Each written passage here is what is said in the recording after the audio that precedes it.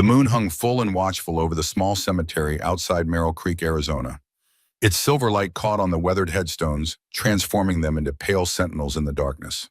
The only sound was the rhythmic scrape of metal against earth, a sound that did not belong in this place of eternal rest. Rebecca Harper dug with the determination of someone who had learned that desperation could fuel strength beyond what her body should possess. Her dress, once a cheerful blue calico, now hung limp and stained around her swollen belly. 7 months along, maybe more. Her face, once soft with youthful optimism, had been carved into something harder by months of fear and miles of dust. The hole wasn't large, just big enough for the small wooden box clutched beside her. Her breathing came in short gasps as she paused, one hand pressing against the small of her back while the other cradled her belly. The child within stirred as if sensing its mother's disquiet. "Just a little longer," she whispered both to the child and to herself.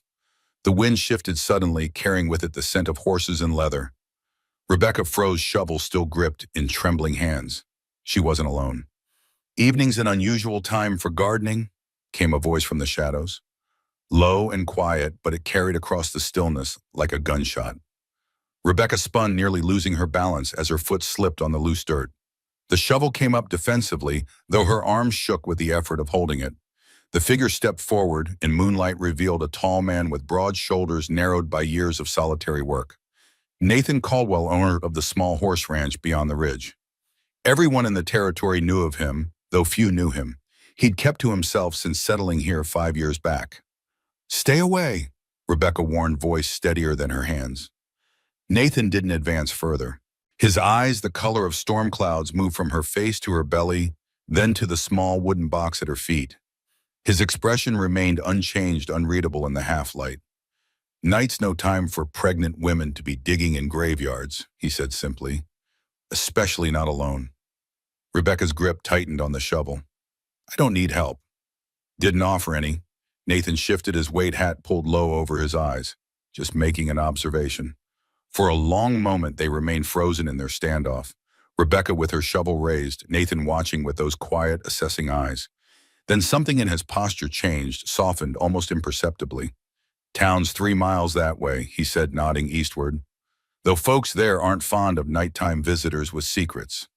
Rebecca lowered the shovel slightly, wariness still evident in every line of her body. "How do you know I have secrets?" The corner of Nathan's mouth twitched, not quite a smile. "Ma'am, people without secrets don't dig holes in graveyards at midnight." Despite herself, despite everything, Rebecca felt an unexpected urge to laugh, a bitter, desperate sound that died before it reached her lips. Instead, she swayed slightly, the exhaustion of weeks on the move suddenly washing over her. Nathan noticed. He always noticed. It was what had kept him alive through the war, this ability to read the subtle shifts in a person's bearing. He'd seen too many women collapse from exhaustion during those bloody years, wives searching for husbands, among the wounded mothers burying sons. "My ranch is a mile west," he said, gesturing toward the low ridge silhouetted against the star-filled sky. "Got a tack house. Clean, dry." He paused, then added with careful neutrality, "No questions asked." Rebecca stared at him, suspicion warring with bone-deep weariness. "Why would you help me?" Nathan's eyes drifted toward the small wooden marker at the edge of the cemetery, a crude cross with no name. Something passed across his face there and gone like a cloud before the wind. "Not offering help," he said. "Offering a roof, different thing entirely." He turned and started walking away, boots silent on the packed earth. He didn't look back to see if she would follow.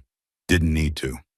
Rebecca looked down at the half-dug hole at the small box that contained what remained of her past life. With a soft curse, she knelt awkwardly and placed the box in the shallow depression, then pushed dirt over it with trembling hands. Not deep enough to keep it safe forever, but enough to hide it from casual discovery. When she finally rose and turned, Nathan Caldwell's silhouette was just visible on the ridge, waiting. Not helping, just waiting. Rebecca pressed one hand to her belly, drew a deep breath, and began the slow walk toward that patient shadow. The sun rose mercilessly over Merrill Creek the following day, turning the dirt-packed street into a kiln. By mid-morning, the temperature had already climbed past 100 degrees heat, shimmering in waves that distorted the squat wooden buildings lining the town's single thoroughfare. Rebecca Harper walked slowly down that baking street, each step measured to conserve what little strength remained in her body. Her dress faded to the color of old eggshells clung damply to her back. Red dust coated her boots and the hem of her skirt. One hand cradled the swell of her belly, the other clutched a small bundle wrapped in oilcloth, her worldly possessions reduced to what she could carry. She had left Nathan Caldwell's ranch before sunrise, slipping away while he was out checking his horses. The tack house had been exactly as he'd described, clean dry, with a pallet of fresh straw covered by a wool blanket. He'd left water and half a loaf of bread outside her door, but made no attempt to speak with her after showing her the accommodations. The night's rest, brief as it was, had given her enough strength to continue her journey. Or so she'd thought. Now, as the heat beat down on her like a physical weight, Rebecca wasn't so certain. The town watched her progress with wary eyes. An old woman swept the boardwalk in front of the general store, her movements slowing as Rebecca passed. Two men paused their conversation outside the telegraph office, exchanging glances that spoke volumes. A deputy lounged in a chair tilted back against the saloon wall, his gaze following her without interest or compassion. They'd seen her kind before, women in trouble, carrying secrets and empty purses. Women who brought complications. Rebecca kept her chin up and her eyes forwarded, dignity wrapped around her like armor. She had a plan. The stagecoach station lay just ahead at the far end of town. If she could secure passage to Tucson, she might disappear among the larger population there. Start again, find work before the baby came. The world tilted, suddenly, buildings spinning around her like a carnival wheel. Rebecca stopped, breath catching in her throat as darkness edged her vision. Not now, she thought desperately. Not here. She took another step, fighting against the weakness spreading through her limbs. Then another. The stagecoach station seemed to recede, stretching impossibly far away. The third step never landed. Her knees buckled and she felt herself falling, the bundle slipping from suddenly nerveless fingers. She didn't cry out, had forgotten how, perhaps. The last thing she saw before consciousness fled was the impassive face of the deputy who hadn't bothered to rise from his chair. Nathan Caldwell stood in the doorway of Peterson's livery, watching the scene unfold across the street. He'd come to town for horseshoe nails and feed, not to witness the woman from last night collapse in the dust like a marionette with cut strings. He'd known she would leave. Had expected it, in fact. People carrying secrets rarely stayed in one place long enough for those secrets to catch up with them. What he hadn't expected was the tightness in his chest when he saw her fall, or the way his body moved toward her before his mind had fully registered the decision. A brief memory flashed through his consciousness, not of the war this time, but of a small homestead in Illinois, and a young woman with honey-colored hair collapsed on the porch steps. His sister Charlotte, fevered and bleeding after a difficult birth, calling a name he couldn't answer to. Nathan knelt beside Rebecca in the dust, aware of the town's eyes upon them, but caring little for their judgment. He set down the supplies he'd been carrying and unslung the canteen from his shoulder. Her face was pale beneath its coating of trail dust, lips cracked from dehydration. With practiced gentleness, he cradled the back of her head and lifted it slightly, bringing the canteen to her lips. "Drink," he said softly, not a command, but an offering. For several heartbeats, she remained still. Then her eyelids fluttered, pupils contracting against the harsh light. She coughed once, dry and painful, before her parched lips parted, enough to accept a trickle of water. "No," she managed, after a moment, weakly pushing the canteen away. "I don't need—" "Everyone needs water," Nathan interrupted, his voice matter-of-fact. "Even the stubborn ones." A flicker of something annoyance perhaps crossed her face. Good. Anger was fuel. Might keep her conscious long enough to get her out of this sun. Nathan recorked the canteen and surveyed their surroundings. The deputy had finally stood, though he remained on the boardwalk, watching with detached curiosity. Several townspeople had stopped to stare, though none approached to offer assistance. "Can you stand?" Nathan asked, returning his attention to Rebecca. She nodded, jaw set with determination that belied her weakened state. Nathan didn't offer his hand. Instead, he arranged his saddle upright beside her, a makeshift seat that would allow her to rise with some dignity intact. Rebecca pulled herself up with effort, one hand braced on the saddle, while the other remained protectively curved around her belly. Her breathing was shallow, but her eyes had regained some clarity. "The stage," she said, glancing toward the station. "I need to—" "Stage left an hour ago," Nathan said. Next one's not until tomorrow morning. Something like despair flickered in her eyes, quickly suppressed. Nathan recognized that look, had seen it in field hospitals and refugee camps. The expression of someone running out of options but too proud or too afraid to ask for help. He retrieved her fallen bundle and held it out to her without comment. She took it, clutching it against her side like a shield. "Dr. Caldwell," called a raspy voice from the boardwalk. "Taking in strays again." Nathan turned to see Mrs. Abernathy, the widow who ran the boarding house, leaning on her broom with undisguised disapproval. Her use of his former title was deliberate, a reminder of a past he'd left behind. "Just offering a seat, Mrs. Abernathy," he replied evenly, "and some water on a hot day." The old woman sniffed. "Town ain't a charity ward."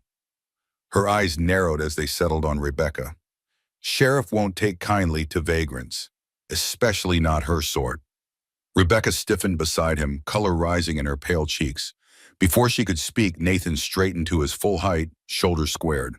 "Then it's fortunate she won't be staying in town," he said, his quiet tone carrying a steel edge that made the widow take a half step back. "She'll be at my ranch until the stage comes through tomorrow." Mrs. Abernathy's mouth puckered like she'd bitten into something sour, but she didn't argue further. Few people in Merrill Creek cared to cross Nathan Caldwell. Not because he was violent, he'd never raised a hand to anyone in town, but because of the shadows behind his eyes.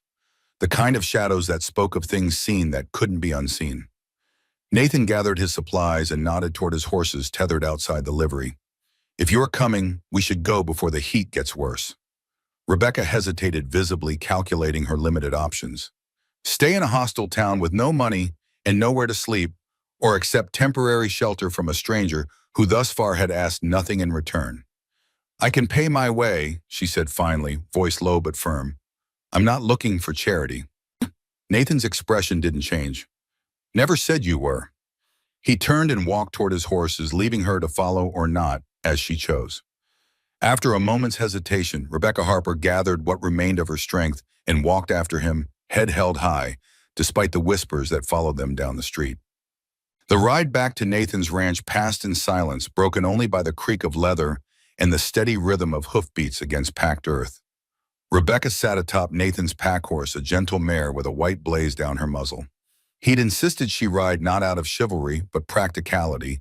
A woman in her condition, weakened by heat and hunger, would never make the 3-mile journey on foot.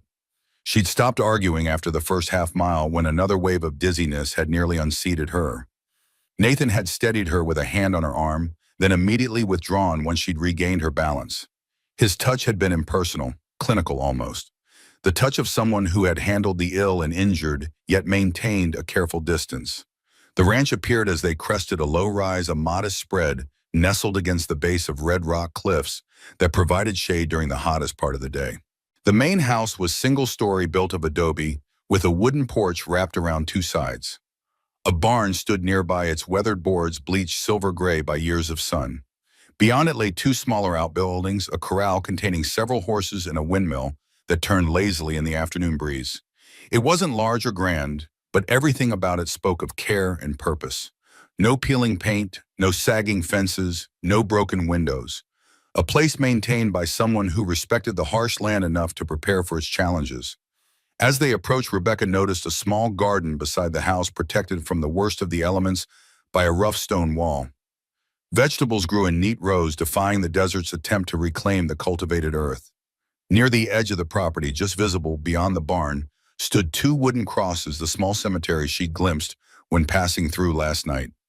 Nathan dismounted first, then stood beside Rebecca's horse. He didn't reach up to help her down, but remained there ready if needed. Rebecca appreciated the gesture more than she could express, this allowance of independence without abandonment of care. She slid from the saddle with as much grace as her condition permitted, steadying herself against the horse's warm flank as her feet touched ground. The world swam briefly, then steadied. "Tack house is there," Nathan said, nodding toward a small structure adjacent to the barn. "Roof's solid, door's got a latch but no lock. You'll have shade and water." Rebecca studied the building. It was simple but sturdy, with a small window and a door that faced away from the main house, offering privacy she hadn't expected. "Why are you doing this?" she asked, unable to keep the question contained any longer. In her experience, men didn't offer help without expecting something in return. Nathan adjusted his hat against the glare, his eyes moving toward the cemetery. Got my reasons, he said after a moment, none that concern you. Before she could press further, he turned and led the horses toward the barn. Pumps there, he added, pointing to a well near the house. Water's cool, fill your canteen while you can. Rebecca watched him go, the set of his shoulders revealing nothing of his thoughts. After a moment, she moved toward the tack house, curiosity drawing her gaze to the cemetery at the property's edge. Two crosses stood sentinel against the endless blue sky. One marker bore a name carved with careful precision, Emma Caldwell. The other remained unmarked, its weathered surface bearing mute testimony to someone who had passed beyond naming. The sight stirred something in Rebecca's chest, not quite fear, but a recognition. Whatever secrets that Nathan Caldwell carried, they were buried as deeply as her own. The tack house was better than Rebecca had dared hope. Though small, barely 12 feet square, it was meticulously clean, the packed earth floor swept, and a braided rug laid in the center. A narrow cot stood against one wall, its frame hand-hewn but solid with a straw-filled mattress covered by a wool blanket. A rough-hewn table and single chair occupied the opposite corner, while a small cast-iron stove provided means for heat and cooking. The window, though small, had been positioned to catch both morning light and afternoon shade. Someone had hung a square of muslin as a curtain offering privacy without sacrificing ventilation. A shelf beneath it held a basin and pitcher, a bar of yellow soap, and a folded towel that, while patched, was scrupulously clean.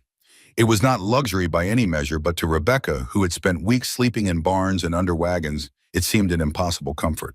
She set her bundle on the table and sank onto the chair, body aching with a weariness that seemed to reach her very bones. The baby shifted restlessly, a small foot or elbow pressing against her ribs. Rebecca placed a hand over the movement, a silent reassurance. Just a little longer, she whispered the promise she'd been making for months now. A promise that grew harder to believe with each passing day. A soft knock at the door startled her. Rebecca tensed one hand, instinctively reaching for the small knife hidden in the folds of her skirt. Left some food by the door, came Nathan's voice, already retreating. And clean water. By the time Rebecca crossed to the door and pulled it open, he was already halfway to the main house, his back to her. On the ground lay a covered plate, a jar of milk, and a full canteen. Rebecca stared at the offering, something tight and painful squeezing her chest. It had been so long since someone had shown her basic kindness without demand or expectation that she'd almost forgotten how it felt. She gathered the items quickly and brought them inside, suddenly ravenous. The plate held beans, cornbread, and slices of dried apple, simple fare, but well prepared and more substantial than anything she'd eaten in days. As she ate, Rebecca considered her situation. One night of safety, then she would continue on tomorrow when the stage arrived. One night to rest, to gather her strength for whatever lay ahead. One night without fear. The thought brought unexpected tears to her eyes. She blinked them away, angry at her own weakness. Tears solved nothing. Never had. After eating, Rebecca used some of the water to wash her face and hands, the simple act of cleanliness, restoring a fragment of dignity the trail had stolen. Then, despite her intention to remain vigilant, she stretched out on the cot and fell into the first deep sleep she'd known in weeks. Nathan Caldwell sat on his porch as evening painted the western sky in shades of orange and gold. A half-carved piece of wood lay forgotten in his hands, the knife stilled mid-stroke. His eyes were fixed on the tack house where no movement had been visible for hours. He should have left her in town, should have minded his own business as he'd done successfully for 5 years in this remote corner of the territory. Getting involved in other people's troubles was a sure path to finding more of his own. Yet when he'd seen her digging in the cemetery last night, something had shifted inside him, some long dormant instinct awakening. Not compassion exactly. He'd burned that out of himself long ago during the war. But recognition, perhaps. The sense of one wounded soul recognizing another. Nathan's gaze drifted to the small cemetery where Emma rested. He should visit tonight, clear away any weeds that had sprung up since his last tending. Tell her about the woman in the tack house, though he wasn't sure what he'd say. Emma had always been better with words than he was. Better with people, too. A soft sound drew his attention back to the present, the creak of the tack house door opening. Rebecca emerged, moving with the careful deliberation of someone still not fully recovered from exhaustion. She glanced toward the main house, tensing slightly when she saw him watching, then squared her shoulders and walked to the water pump. Nathan observed her without attempting to hide his scrutiny. She moved like someone accustomed to being watched, to being judged. Her spine remained straight, despite the weight she carried, her movements economical and purposeful. A woman who had learned to navigate a hostile world by making herself smaller, less noticeable, while refusing to be diminished. He recognized the type. Had treated too many such women during the war, wives and daughters caught between opposing forces, trying to survive in a world that had ceased to acknowledge their humanity. Rebecca filled her canteen, then hesitated, glancing toward the small garden beside the house. After a moment's consideration, she walked toward it, examining the neat rows of vegetables with evident interest. "Help yourself," Nathan called, breaking his silence. "Got more than enough." She started at the sound of his voice, then turned to face him across the yard. The distance between them felt both physical and immeasurable. "I told you I can pay my way," she said, pride evident in the tilt of her chin. Nathan shrugged. "Wasn't offering charity, just vegetables." Rebecca's lips pressed into a thin line, but after a moment she knelt awkwardly and began selecting a few ripe tomatoes and a handful of green beans. Her movements were practiced, a woman who knew gardens, who had tended them before. Nathan watched her gather the vegetables, noting the care she took not to damage the plants. Another piece of information filed away. Not a city woman then, someone raised with soil under her fingernails and an understanding of growing things. When she finished, Rebecca straightened with effort, one hand pressed against the small of her back. She looked toward Nathan again, hesitation visible in her posture. "Thank you," she said finally, the words appearing to cost her something significant. Nathan nodded, once acknowledgement rather than acceptance. He'd learned long ago that gratitude could become its own kind of bondage, a debt that some people felt compelled to repay regardless of the cost. "Stage comes through town around 9 tomorrow," he said, changing the subject. "I'll take you in if you want." Rebecca's expression tightened. "I can find my own way." "Never said you couldn't." Nathan set aside the forgotten carving and stood. "Offer stands if you change your mind." Without waiting for her response, he turned and entered the house, leaving her alone in the gathering dusk. Some decisions were best made without an audience. Inside his home, Nathan moved with the familiarity of long habit. The main room served multiple purposes, kitchen, dining area, and living space combined. A stone fireplace dominated one wall, though it remained unlit in the summer heat. Bookshelves lined another wall, filled with medical texts, natural histories, and the few novels Emma had loved. He lit a lamp and set it on the table, its warm glow pushing back the encroaching darkness. Then he moved to a closed door near the back of the house, removed a key from his pocket, and unlocked it with practiced care. The room beyond was small, preserved like a museum exhibit. A narrow bed with a faded quilt. A dressing table with a silver-backed brush and hand mirror. A trunk at the foot of the bed, closed but not locked. Emma's room kept exactly as she had left it 4 years ago, when pneumonia had taken her in the space of a week. His fiancée, his childhood friend, the woman who had followed him west after the war, believing in his dream of a fresh start. Nathan didn't enter the shrine-like space. He simply stood in the doorway as he did each evening, acknowledging its existence and the absence it represented. Then he closed the door and locked it again, returning the key to his pocket. Some wounds never fully healed. You just learn to carry them without bleeding out. He crossed to another door, this one leading to his own Spartan quarters. A bed, a chest of drawers, a washstand. Nothing personal, nothing that spoke of the man who slept there. Just functional items for basic needs. From beneath the bed, Nathan pulled out a battered leather medical bag, its surface worn smooth by years of handling. He hadn't opened it in months, not since setting Mrs. Peterson's broken arm last winter. The tools inside represented a life he'd walked away from, a calling he'd abandoned when it had failed him and Emma most critically. Still, habit and training demanded he check the contents. If the woman in his tack house took a turn for the worse, if the child decided to come early, Nathan opened the bag, surveying the instruments within. Forceps, scalpels, suture needles, catgut, bottles of carbolic acid, laudanum, quinine. The tools of a trade he'd once practiced with confidence before doubt had hollowed him out from within. He closed the bag without removing anything and slid it back under the bed. Better to take her to town if complications arose. Better to place that responsibility in someone else's hands. A soft sound from outside drew him to the window, the melody of a harmonica played with surprising skill. Nathan parted the curtain slightly, looking out toward the tack house.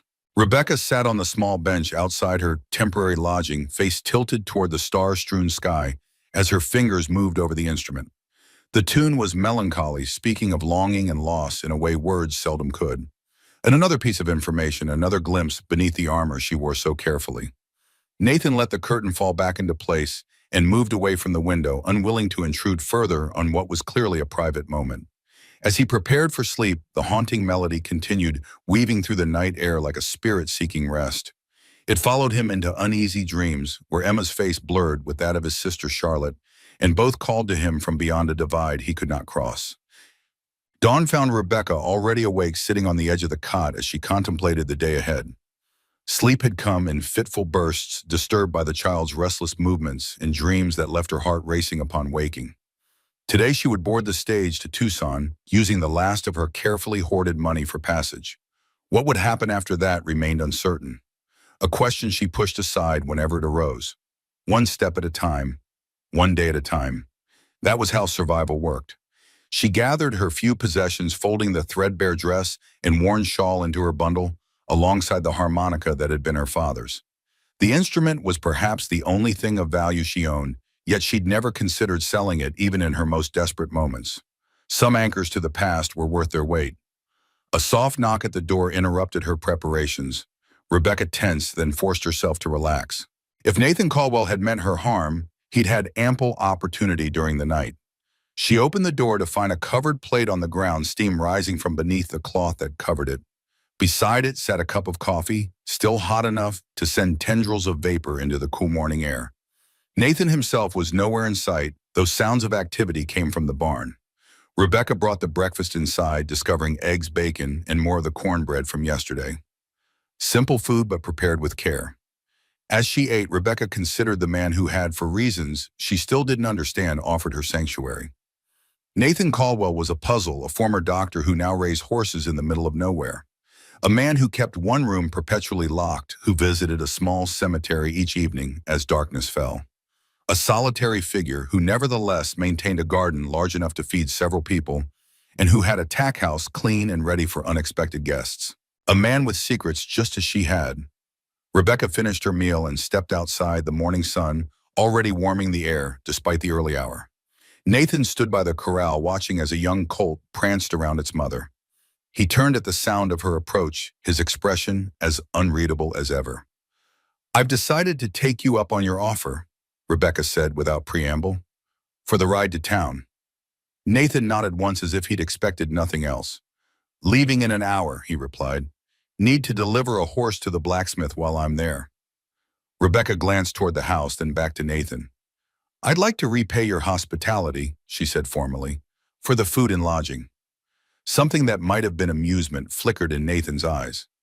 "Got money to spare for the stage fare and extra for payment." Rebecca stiffened. "I don't accept charity. And I don't offer it."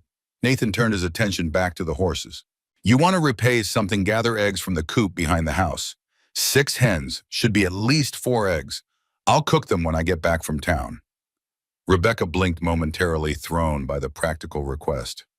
"You're assuming I'll still be here when you return." Nathan shrugged, not looking at her. "Assuming nothing, just telling you where the eggs are if you're still around to gather them." He walked away, then heading toward the barn without a backward glance. Rebecca stared after him, frustration and confusion warring within her. Every conversation with this man left her off balance, uncertain of where they stood. With a soft huff of annoyance, she turned and walked toward the chicken coop, determined to at least discharge this small debt before leaving. The stage wouldn't arrive for hours yet. Gathering eggs was a simple enough task, one that required no commitment beyond the moment. As she collected the warm eggs, careful not to disturb the hens more than necessary, Rebecca found herself cataloging details of the ranch with an attention born of long practice. The layout of buildings that provided maximum shade throughout the day, the garden positioned to catch runoff from the windmill, the way the house had been built into the sloping land using the earth's natural insulation against temperature extremes. Someone had planned this place with intelligence and foresight, someone who understood that survival in this harsh landscape required more than just endurance, It required adaptation. By the time Nathan emerged from the barn leading a saddled horse, Rebecca had gathered the eggs, refilled her canteen, and repacked her bundle. She stood waiting by the tack house prepared for departure.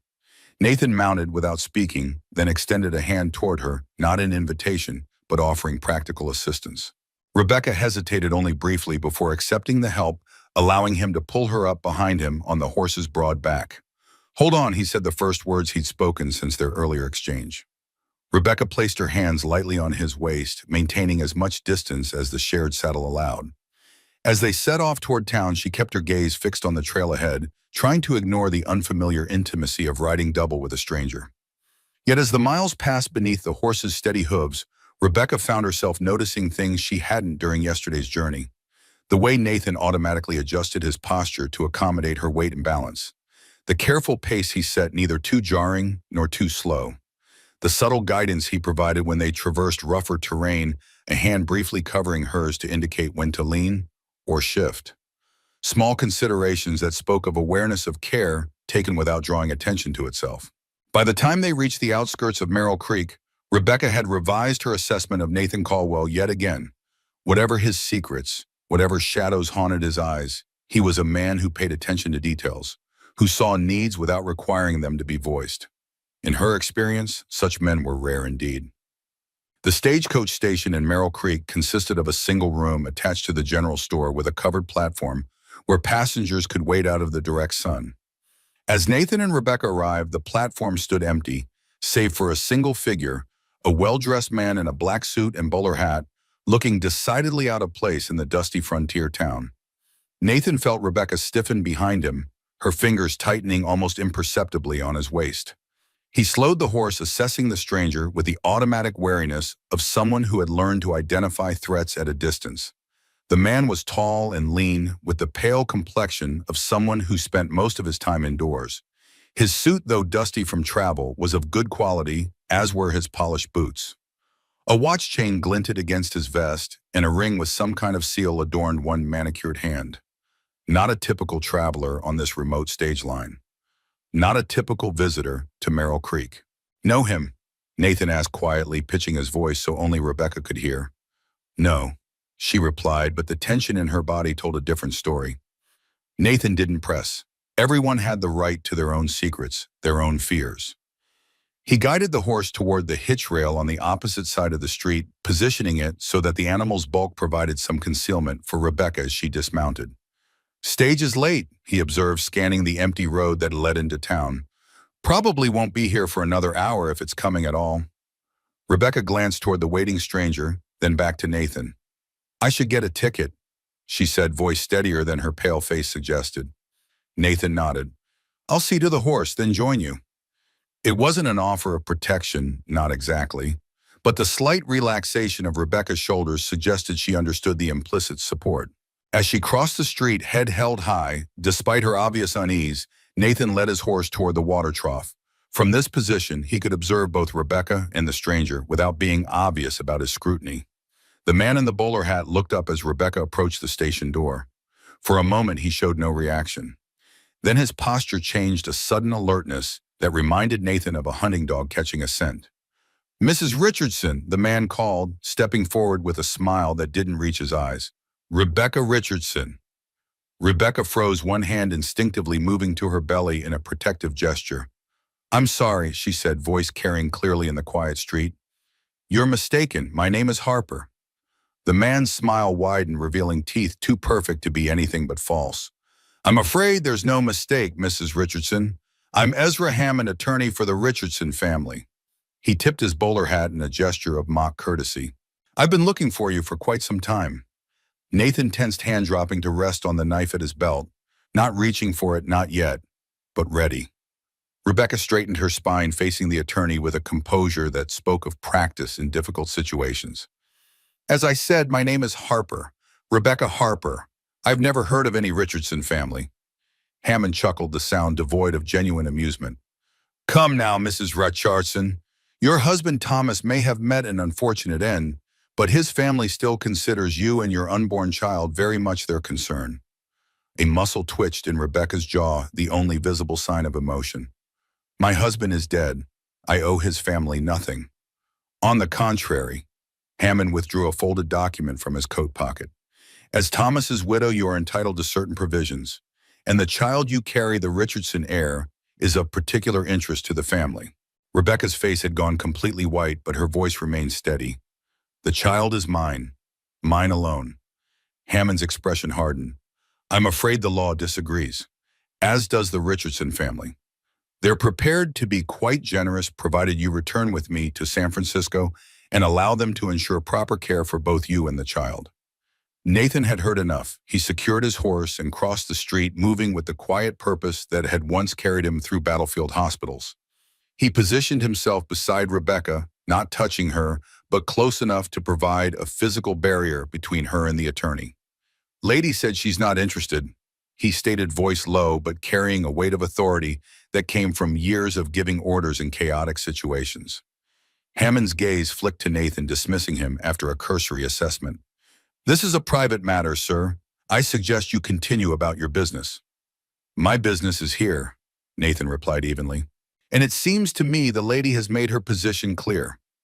A flash of annoyance crossed Hammond's face, quickly masked by professional smoothness. And you are someone who believes people should be allowed to make their own choices. Nathan didn't offer his name. Names had power, could be recorded, tracked, used. The attorney studied him more carefully this time, noting the breadth of his shoulders, the stillness of his stance, the weathered hands that spoke of both physical labor and more delicate work. I see, Hammond said finally. Well, perhaps Mrs. Richardson would prefer to discuss her options privately. The stage won't arrive for some time yet, I'm told. Rebecca's hand found Nathan's arm, fingers gripping with surprising strength. I have nothing to discuss with you or the Richardson family, she said firmly. Please leave me alone. Hammond sighed as if dealing with a particularly difficult child. I'm afraid that won't be possible. The family is quite determined to locate their grandchild. They've hired several associates to assist in the search. He glanced meaningfully down the street where two rough-looking men had appeared outside the saloon, watching their exchange with undisguised interest. Nathan recognized the type immediately. Hired muscle, probably former soldiers or cowboys fallen on hard times. Men who would do unpleasant work for the right price without asking too many questions. How fortunate that I found you first, Hammond continued smoothly. My employers would prefer to resolve this matter quietly without any unpleasantness. The threat, though veiled, hung in the air between them. Nathan felt a familiar calm settling over him, the detached focus that had carried him through amputations under artillery fire, through makeshift surgeries and blood-soaked field tents. A state where emotions receded and only the problem at hand remained. Stage isn't coming today, he said, decision made. Track washout 10 miles south, just got word. The lie came easily born of necessity rather than habit. Hammond frowned. I was assured. Dispatch rider came through an hour ago, Nathan interrupted. Stage is delayed until tomorrow at least, maybe longer. He turned to Rebecca, who was watching him with a mixture of confusion and desperate hope. We should head back. No sense waiting here all day. Rebecca understood immediately, nodding with just the right amount of disappointment. Yes, I suppose we should. Hammond's expression darkened. Mrs. Richardson will be coming with me, he stated, all pretense of courtesy abandoned. The family has authorized me to take whatever steps necessary to ensure her cooperation. Nathan stepped forward, placing himself more directly between Rebecca and the attorney. That sounds remarkably like a threat, Mr. Hammond. Merely a statement of fact. Hammond gestured subtly toward the men outside the saloon who had begun moving in their direction. I have the law on my side as well as resources you clearly lack. Don't make this more difficult than it needs to be. For a long moment, the two men stared at each other, the air between them charged with unspoken violence. Then Nathan smiled, a cold expression that never reached his eyes. You know what's interesting about frontier towns, Mr. Hammond? He asked conversationally. Everyone knows everyone else's business, especially the doctor's business. Hammond blinked momentarily, thrown by the apparent non sequitur. I fail to see. Those men you hired, Nathan continued, nodding toward the approaching thugs. The one on the left, Millard, he treated him for a bullet wound last winter. Saved his arm. The one on the right, Jackson, I delivered his sister's baby 2 years back. Complicated birth. Mother and child both lived. Understanding dawned on Hammond's face. "You're the doctor." Caldwell was a doctor, Nathan corrected. "Still remember enough to be useful when needed." He raised a hand in greeting to the two men who had slowed their approach, recognition evident in their expressions. Doc acknowledged the larger of the two, tipping his hat respectfully. "Didn't know you were involved in this." Nathan's smile remained fixed in place. "The lady is under my protection, Miller. Temporarily." Miller and his companion exchanged glances, a silent communication passing between them. "Mr. Hammond here paying you well?" Nathan asked casually. Miller shrugged. "Well enough. I'll double it," Nathan offered, "if you'll escort him back to wherever he came from and explain that Mrs. Harper isn't interested in his proposition." Hammond's face flushed with anger. "This is outrageous. You can't possibly—" "Can and am," Nathan interrupted. "Way I see it, you have two choices. Leave peacefully on the next stage out, or leave less peacefully with these gentlemen's assistance. Either way, you're leaving without Mrs. Harper." The attorney looked from Nathan to the two hired men, who now stood with arms crossed, waiting for his decision. Whatever he saw in their faces made him reconsider his options. "This isn't over," Hammond said, finally gathering what dignity remained to him. "The Richardson family won't be deterred so easily. They want their grandchild, and they have the means to ensure they get what they want." "Perhaps," Nathan acknowledged, "but not today." Hammond straightened his jacket, glaring at Miller and his companion. "You'll regret this betrayal," he promised. "Both of you." Miller spat into the dust. "Reckon I've survived worse than a fancy lawyer's tantrums." With a final glare at Rebecca, Hammond turned and stalked toward the hotel, his rigid posture broadcasting his fury with every step. Nathan watched him go, then turned to the hired men. "My thanks," he said, simply reaching into his pocket and withdrawing several coins. "For your trouble." Miller accepted the payment with a nod. "Least we could do, Doc, after what you did for my arm." He glanced at Rebecca curiously. "This lady really worth crossing someone like Hammond?" "Not your concern," Nathan replied, not unkindly. "But I'd appreciate it if you'd make sure he leaves on tomorrow's stage." The men nodded their agreement and retreated toward the saloon, leaving Nathan and Rebecca alone in the suddenly quiet street. Rebecca's face was still pale, but a hint of color had returned to her cheeks. "That was—" she began, then stopped, apparently unable to find adequate words. "Effective," Nathan supplied. "For now." He glanced toward the hotel where Hammond had disappeared. "But he's right about one thing. This isn't over." Rebecca's hand moved protectively over her belly. "No," she agreed softly. "It isn't." Nathan studied her for a moment, seeing the fear she tried to hide beneath her composed exterior. "We should go," he said finally, "before he decides to try a different approach." "Go where?" Rebecca asked, a hint of desperation creeping into her voice. "The stage isn't coming. I can't stay in town. I can't—" "Back to the ranch," Nathan interrupted. "For now, until we figure out a better plan." Rebecca searched his face, looking for something ulterior, motives perhaps, or signs of deception. Whatever she saw seemed to satisfy her, because after a moment she nodded. "For now," she echoed the words, both acceptance and limitation. Nathan offered his hand, helping her mount behind him once more. As they rode out of town, he felt her trembling against his back reaction, setting in now that the immediate danger had passed. He didn't comment on it, didn't offer empty reassurances or press for explanations. Some truths emerged only when ready, like seedlings breaking through soil in their own time. Instead, he guided the horse homeward at a steady pace, his thoughts already turning to preparations. Hammond would return, or others like him would come. The Richardson family, whoever they were, clearly had resources and determination, which meant he and Rebecca needed to be ready when they came. Ready and perhaps a step ahead. The sun hung low on the horizon by the time they returned to the ranch, painting the adobe walls of the house in shades of gold and amber. Nathan had maintained a careful pace throughout the journey, mindful of Rebecca's condition and the heat of the day. They had stopped twice to rest in whatever shade they could find, drinking sparingly from the canteen shared between them. During those pauses, neither had spoken of what had transpired in town.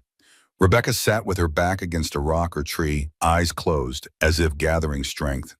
Nathan checked the horse, scanned their surroundings, and kept his own counsel. The questions would come later. For now, survival took precedence over explanations.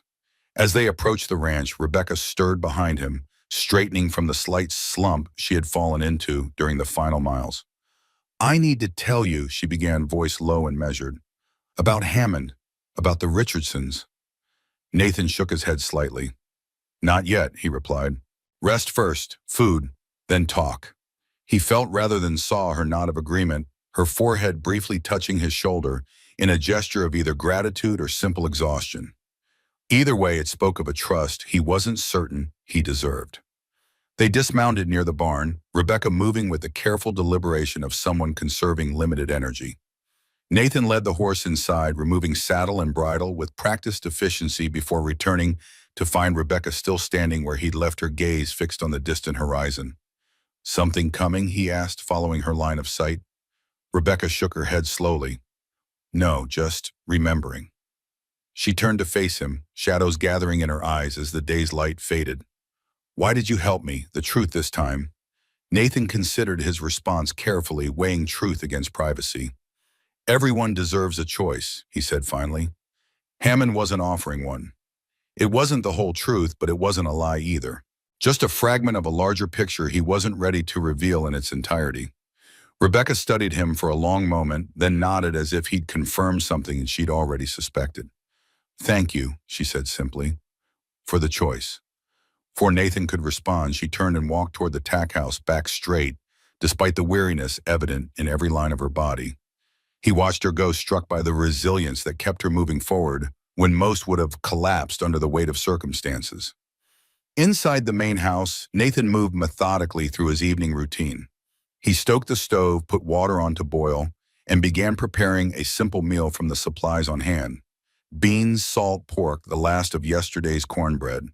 Nothing fancy but filling and nourishing. As he worked, his mind circled back to the confrontation in town. Hammond had been too confident, too certain of his position. The kind of certainty that came from money and influence, the kind that didn't acknowledge failure as a possibility.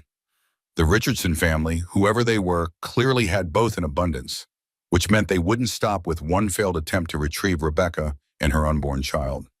Nathan's hand stilled over the pot he was stirring. Her unborn child, the Richardson heir, Hammond had called it. Yet Rebecca had denied any connection to the family, had insisted the child was hers alone. Another piece of the puzzle, another shadow to navigate in the growing darkness. A soft knock at the door interrupted his thoughts. Nathan wiped his hands on a cloth and crossed the room, surprised to find Rebecca standing on his porch, face composed but eyes revealing the cost of that composure. I promised an explanation, she said without preamble, and you deserve one after what happened today. Nathan stepped back, opening the door wider in silent invitation. Rebecca hesitated only briefly before entering, her gaze moving around the room with the automatic assessment of someone accustomed to cataloging exits and potential weapons. Sit, Nathan said, gesturing toward the table. Food's almost ready. Rebecca perched on the edge of a chair, hands folded tightly in her lap. I'm not who Hammond thinks I am, she began, watching as Nathan returned to the stove.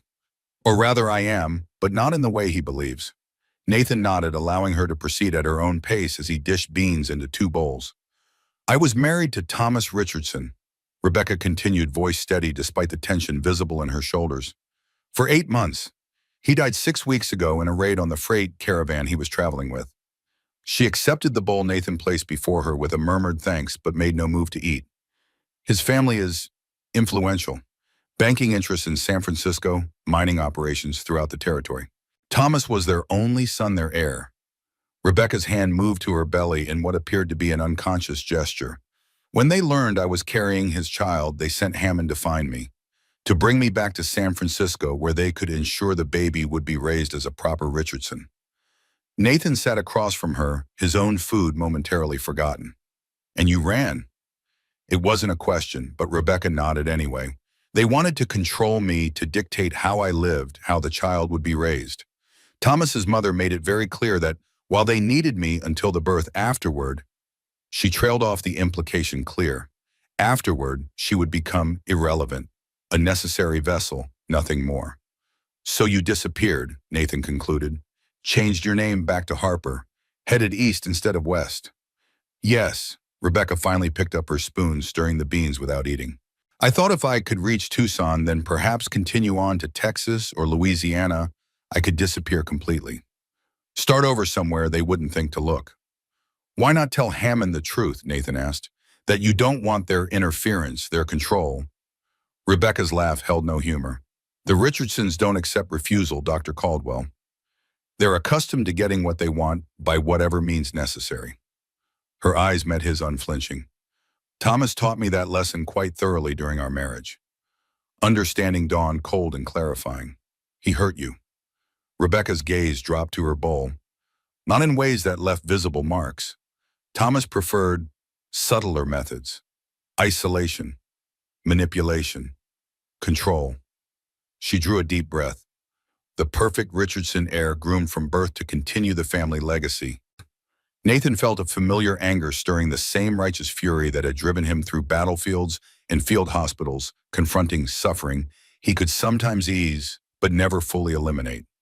The box, he said, suddenly remembering their first encounter. In the cemetery, what was in it? Rebecca looked up, surprise briefly replacing the shadow in her eyes. Evidence, she replied after a moment. Letters Thomas wrote to his mistress, detailing his plans to leave me once certain business arrangements were complete. Records of transactions he hid from his family deals that would have ruined them if made public. Insurance, Nathan concluded. Rebecca nodded. I found them after his death, hidden in a false bottom of his traveling case. I thought. She hesitated, then continued with quiet determination. I thought they might protect me if the Richardsons ever found me. A form of mutually assured destruction. But you buried them. I panicked when I saw you, Rebecca admitted. Thought you might be working for the family. Better to hide the evidence than have it taken from me. Nathan considered this new information, fitting it into the pattern gradually taking shape.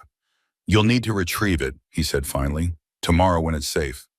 Rebecca's expression reflected surprise again, perhaps at his acceptance of her story, perhaps at his practical response to it. You believe me, she said, the words half question, half statement. No reason not to, Nathan replied simply. He nodded toward her untouched food. Eat, then rest. Tomorrow will be soon enough to decide next steps. Rebecca studied him for a long moment, as if trying to decipher some hidden message in his neutral expression. Then, with a small nod of acknowledgement, she began to eat. They finished the meal in silence, each absorbed in private thoughts. When Rebecca had eaten as much as she could manage, she rose to help clear the table, but Nathan waved her back to her seat. One more question, he said, setting the dishes in a basin of water. The child. Hammond called it the Richardson heir. Rebecca's hand moved to her belly again, a protective gesture that spoke volumes. That's what they believe, she said softly. What Thomas believed. Nathan turned to face her, understanding the implication immediately, but it's not true. Rebecca met his gaze, steadily, chin lifting, in a gesture of defiance. No, she confirmed, it's not. Outside, the last light faded from the western sky, leaving the world in darkness, pierced only by stars and the soft glow of the lamp on the table between them. Some secrets, it seemed, were better revealed in the dark. Morning arrived with the harsh clarity peculiar to desert landscapes. Light spilled across the land in shades of amber and gold, casting long shadows behind every rock and scrub brush. The air remained cool, a brief reprieve before the sun climbed higher and scorched away any memory of night's mercy. Rebecca stood on the porch of the tack house, watching as the world transformed around her. Sleep had come in fitful bursts, disturbed by the child's restless movements and dreams that faded upon waking, leaving only a sense of dread in their wake. Yet despite her exhaustion, she felt strangely calm, the calm that comes after making a decision when all options seem equally fraught. She had told Nathan Caldwell the truth, not all of it, not yet, but enough that he understood the danger Hammond represented, enough that he could make an informed choice about whether to continue offering shelter. The fact that he hadn't immediately withdrawn that offer upon learning of her deception spoke to something in his character Rebecca hadn't encountered often in her life, a capacity for understanding that transcended conventional judgment. Movement from the main house caught her attention. Nathan emerged, hat already in place against the morning sun, a canvas bag slung over one shoulder. He paused when he saw her watching, then altered his course to approach the tack house. Going to check the south fence line, he said without preamble. Won't be back till midday. Rebecca nodded, recognizing the statement for what it was, not just information, but a promise of temporary privacy. Time for her to consider her next move without his presence adding pressure to her deliberations. The cemetery, she said, meeting his gaze directly. I should retrieve the box before someone else finds it. Nathan studied her for a moment, assessing her strength against the task she proposed. Can you ride? Yes. Rebecca answered, somewhat surprised by the question. Not well, but enough to stay on a gentle mount. Take the mare, Nathan said, nodding toward the barn. Dulcie, bay with a white blaze. She'll carry you safely there and back. He reached into his pocket and withdrew a small key, holding it out to her. Tack room's locked. This opens it. Saddle's on the wall to the right. Rebecca accepted the key, their fingers brushing briefly in the exchange. Thank you. Nathan adjusted his hat, eyes shifting toward the horizon. Be careful, he said simply. Hammond may still be in town. With that, he turned and strode toward the corral where a dun gelding waited already saddled. Rebecca watched him mount and ride out, his figure gradually diminishing against the vast landscape until he disappeared beyond a distant ridge. Only then did she allow herself to release the breath she'd been holding, shoulders slumping slightly as the tension she'd maintained in his presence ebbed away. Trust came neither easily nor quickly to Rebecca Harper. Too many lessons taught in pain and betrayal stood between her and any simple acceptance of kindness. Yet something about Nathan Caldwell's straightforward manner, his lack of demands or expectations, made her want to believe his help came without hidden cost. A dangerous inclination, perhaps, one she couldn't afford to indulge without caution. With renewed determination, Rebecca returned inside to prepare for her journey. The box needed to be recovered. Beyond that, decisions could wait. One step at a time, one day at a time. The familiar mantra steadied her as she gathered what she would need for the ride ahead. The mare proved to be exactly as Nathan had described, gentle and sure-footed, responding to even Rebecca's inexperienced guidance with patient accommodation. The journey to the cemetery passed without incident, the landscape rolling by in an endless panorama of reds and browns, punctuated by the occasional splash of green where moisture gathered near the surface.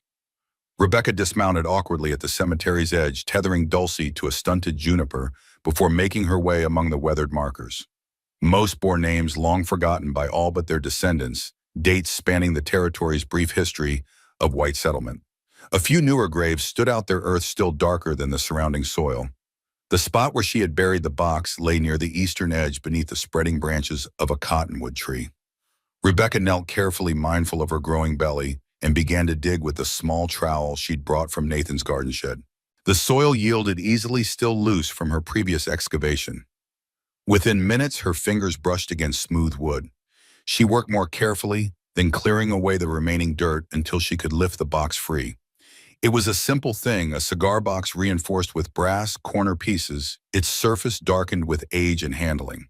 Inside lay documents that could destroy the Richardson family's reputation in business interests if made public. Letters written in Thomas's meticulous hand, detailing fraudulent business practices, and arrangements with figures whose names never appeared in respectable newspapers. Records of bribes paid to officials of competitors ruined through deliberate sabotage.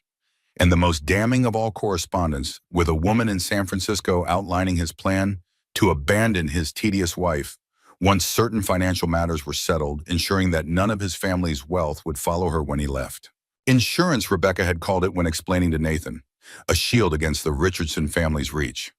Yet holding the box now, feeling its weight in her hands, she wondered if it was truly protection or simply another burden to carry, another chain, binding her to a past she desperately wanted to escape. With a sigh, she tucked the box into the saddlebag and rose to her feet, brushing dirt from her skirt. As she did, the sound of approaching hoofbeats made her freeze, heart suddenly pounding in her chest. Rebecca scanned the horizon, eyes narrowing against the bright morning light. A single rider approached from the direction of town, still too distant to identify clearly. But something in the rigid posture, the formal riding style, sent a chill down her spine. Hammond. Moving with as much speed as her condition allowed, Rebecca untied Dulcie and mounted, turning the mare's head toward the ranch. She wouldn't reach it before Hammond intercepted her. The approaching rider had already altered course upon spotting her, but she might reach the ridge where Nathan had disappeared earlier. Dulcie seemed to sense her urgency, picking up pace without need for encouragement. Rebecca leaned forward slightly, one hand on the reins, while the other rested protectively over her belly. The child shifted restlessly, responding to her increased heartbeat with its own agitated movements. Just hold on, Rebecca whispered, as much to herself as to the unborn child. Just a little longer. The distance between them and the approaching rider narrowed with each passing moment. Close enough now that Rebecca could confirm her fear. It was indeed Ezra Hammond, his black suit and bowler hat incongruous against the natural landscape. He rode with the stiff precision of a man accustomed to city streets rather than open country, but determination was evident in every line of his posture. Rebecca urged Dulcie to greater speed, though she knew the mare couldn't sustain a gallop for long, especially with her inexpert guidance.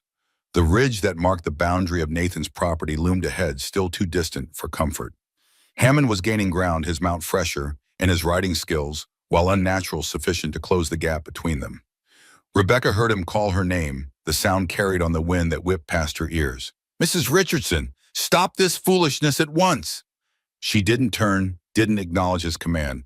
All her focus remained on the ridge ahead, on the slim hope that Nathan might be within earshot if she could just get close enough. The mare's breathing grew labored as the ground began to slope upward. Rebecca felt a stab of guilt for pushing the gentle animal, but fear drove her forward. Not fear for herself, she had faced worse than Ezra Hammond in her life, but for her child.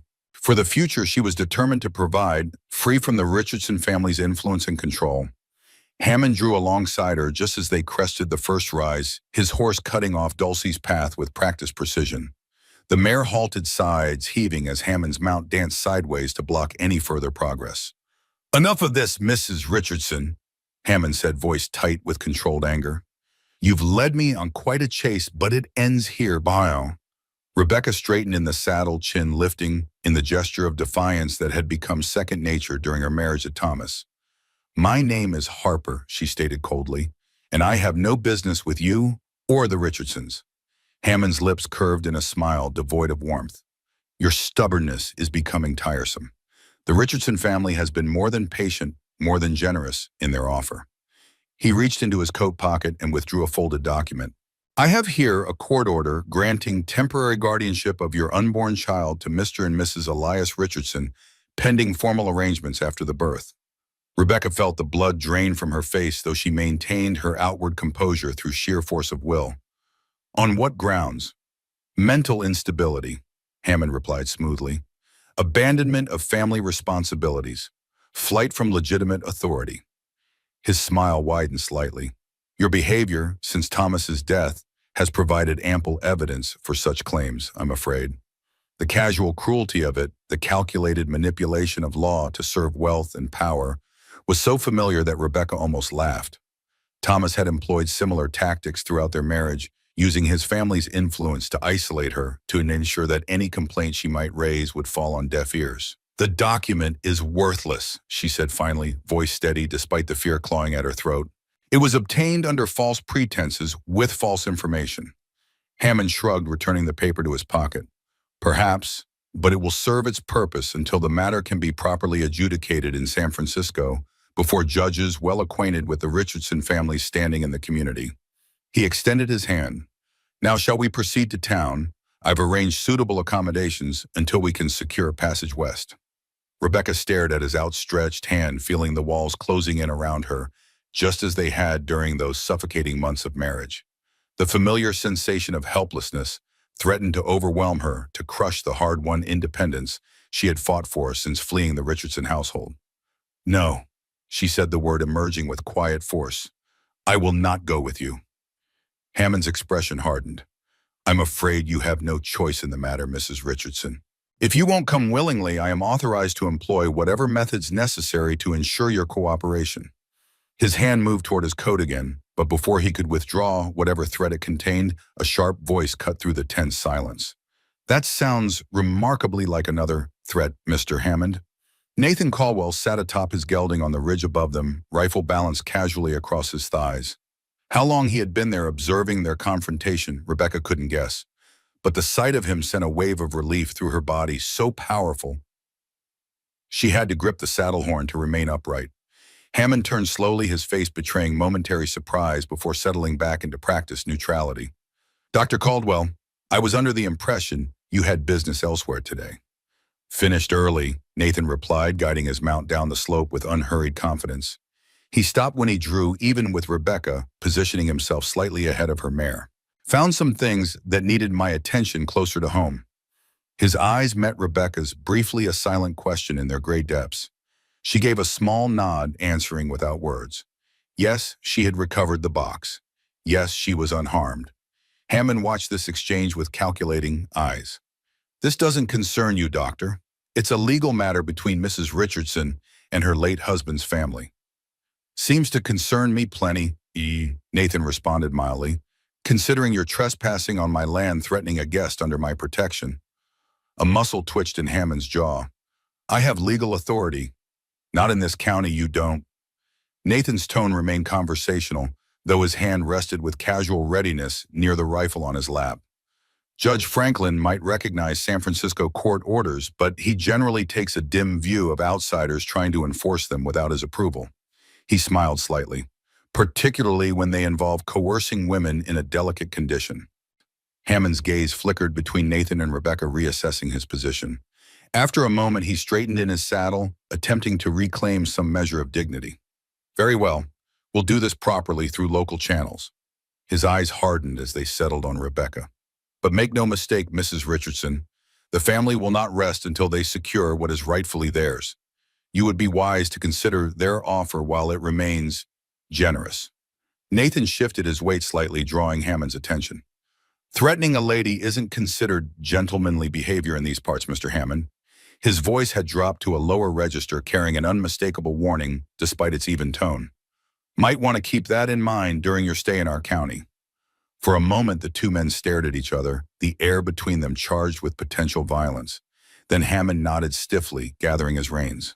We'll continue this discussion at a more appropriate time, he said, directing the comment toward Rebecca. Good day to you both.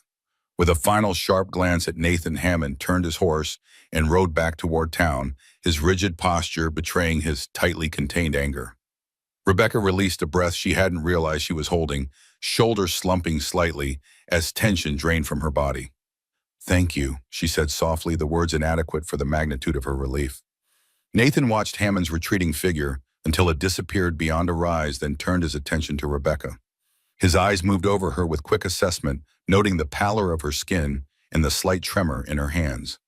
Got what you came for, he asked, nodding toward the saddlebag where the box was concealed. Rebecca nodded. Yes. Good.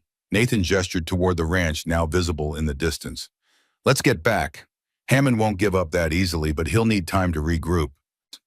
As they rode side by side, Rebecca found herself studying Nathan's profile, trying to reconcile the quiet rancher with the man who had just faced down Ezra Hammond with such calculated confidence.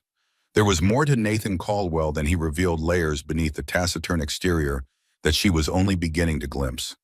How did you know, she asked finally, that I was in trouble? Nathan's gaze remained on the horizon. Saw Hammond ride out of town this morning heading this way. Figured he might have guessed where you'd go. A pause, then. Doubled back to make sure he didn't find you alone. The simple explanation contained volumes unspoken awareness, consideration, protective instinct engaged without expectation of gratitude or reward. In Rebecca's experience, such qualities in men were rare indeed. The court order he mentioned, she said, changing the subject to the more pressing concern. Can he enforce it here? Nathan considered the question with characteristic thoroughness before answering. Not immediately. Local judge would need to review it, approve its application in this jurisdiction. His mouth tightened slightly. But Hammond's right about one thing: men with money and influence generally get their way given time. The frank assessment, while discouraging, held no surprise for Rebecca. She had lived too long in the shadow of the Richardson family's power to harbor illusions about the limits of justice when wealth stood opposed. Then I need to keep moving, she said, decision crystallizing as she spoke, before he secures local approval. Nathan glanced at her, taking in her determined expression and the protective hand that had unconsciously moved to her belly. When's the child due? Rebecca blinked momentarily, thrown by the shift in topic. 2 months, perhaps less. Nathan nodded as if confirming a private calculation. Traveling alone in your condition with Hammond looking for you. He left the sentence unfinished, the risk self-evident. I don't have much choice, Rebecca replied, a hint of defensive edge entering her voice. "I won't let them take my child." "Didn't say you should." Nathan's tone remained neutral, neither arguing nor agreeing, just noting facts that need considering. They rode in silence for several minutes, each absorbed in private thoughts. The ranch grew larger as they approached its adobe walls glowing warmly in the midday sun. Despite having spent only a single night there, Rebecca felt a twinge of regret at the prospect of leaving its relative safety. As they neared the barn, Nathan spoke again, his voice carrying the careful neutrality she had come to associate with him, weighing difficult matters. "I have a proposal," he said, "if you're willing to hear it." Rebecca tensed, slightly, wariness resurfacing. In her experience, proposals from men rarely favored her interests above their own. Yet Nathan had thus far proven himself different from others she had known. Different enough, perhaps, to merit the courtesy of listening. "I'm willing to hear it," she replied cautiously. Nathan dismounted, then stood beside her mare, offering a supportive arm as she did the same.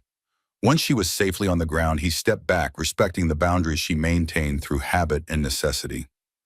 "Stay here," he said simply, "at least until the child comes. Hammond won't move against you directly, not with witnesses present. By the time he secures local approval for that court order, you'll have delivered. Then you can decide your next move from a position of greater strength." Rebecca stared at him, searching for hidden motives behind the practical suggestion. "Why would you offer this? You barely know me, and sheltering me puts you at odds with powerful people." A flicker of something amusement perhaps crossed Nathan's face. "Been at odds with powerful people most of my life, Mrs. Harper. One more won't make much difference." It wasn't a complete answer, and they both knew it, but it was Rebecca sensed as much as Nathan was prepared to offer at this juncture. "I can pay my way," she said, falling back on the assertion that had become her shield against charity or obligation. "I can cook, clean 10 gardens. I'm not without skills." Nathan nodded, accepting the terms without argument. Never doubted it. He took the reins of both horses, preparing to lead them into the barn. "Think on it. Decision doesn't need making this minute." As he walked away, Rebecca found herself watching his retreating figure with a mixture of confusion and cautious hope.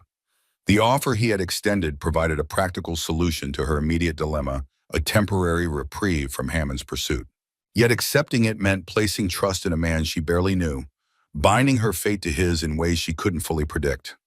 Still, Nathan Caldwell had thus far honored every promise, respected every boundary. More than that, he had stood between her and danger without hesitation, asking nothing in return except the truth she had already offered. Perhaps Rebecca thought as she made her way to the tack house, trust could be extended in measured increments, tested and verified before being fully bestowed. Perhaps in this remote corner of the territory, she might find the space to breathe, to plan, to prepare for whatever battles lay ahead. The decision, as Nathan had said, didn't need making this minute. But as Rebecca entered the small building that had become her temporary haven, she found it had already been made somewhere in the quiet corners of her mind. She would stay, for now, until the child came or until circumstances forced her hand once more. One step at a time, one day at a time. The afternoon heat settled over the ranch like a physical weight shimmering in waves above the sun-baked earth. Inside the main house, Nathan moved through familiar routines, his hands occupied with mundane tasks, while his mind circled around the woman in his tack house and the complications her presence brought. He hadn't planned to offer her extended shelter, had intended, in fact, to help her continue her journey once Hammond's immediate threat was addressed. Yet when the moment came, the words had emerged with the certainty of decisions long considered, as if some part of him had known from their first encounter that their paths were meant to intersect for more than a passing moment. Nathan paused in his work gaze, drifting toward the locked door that led to Emma's preserved room. What would she have thought of his offer, Emma, with her unwavering compassion and clear moral compass? She would have opened their home without hesitation, he knew. Would have embraced Rebecca's cause as her own, with the fierce determination that had characterized everything she did. But Emma was gone, and Nathan was left to navigate these waters alone, guided only by the principles they had once shared and the man he was still trying to become in the wake of her loss. A soft knock at the door interrupted his thoughts. Nathan crossed the room and opened it to find Rebecca standing on his porch, the wooden box from the cemetery held carefully in her hands. "I'd like to accept your offer," she said without preamble. "To stay until the child comes." Nathan nodded, stepping back to allow her entry. Good. Safer for you both. Rebecca placed the box on the table, her fingers lingering on its worn surface. I want you to see what's inside, she said, voice steady despite the vulnerability inherent in the gesture. So you understand exactly what you're involving yourself in by sheltering me. Nathan recognized the significance of the moment trust offered as both gift and warning.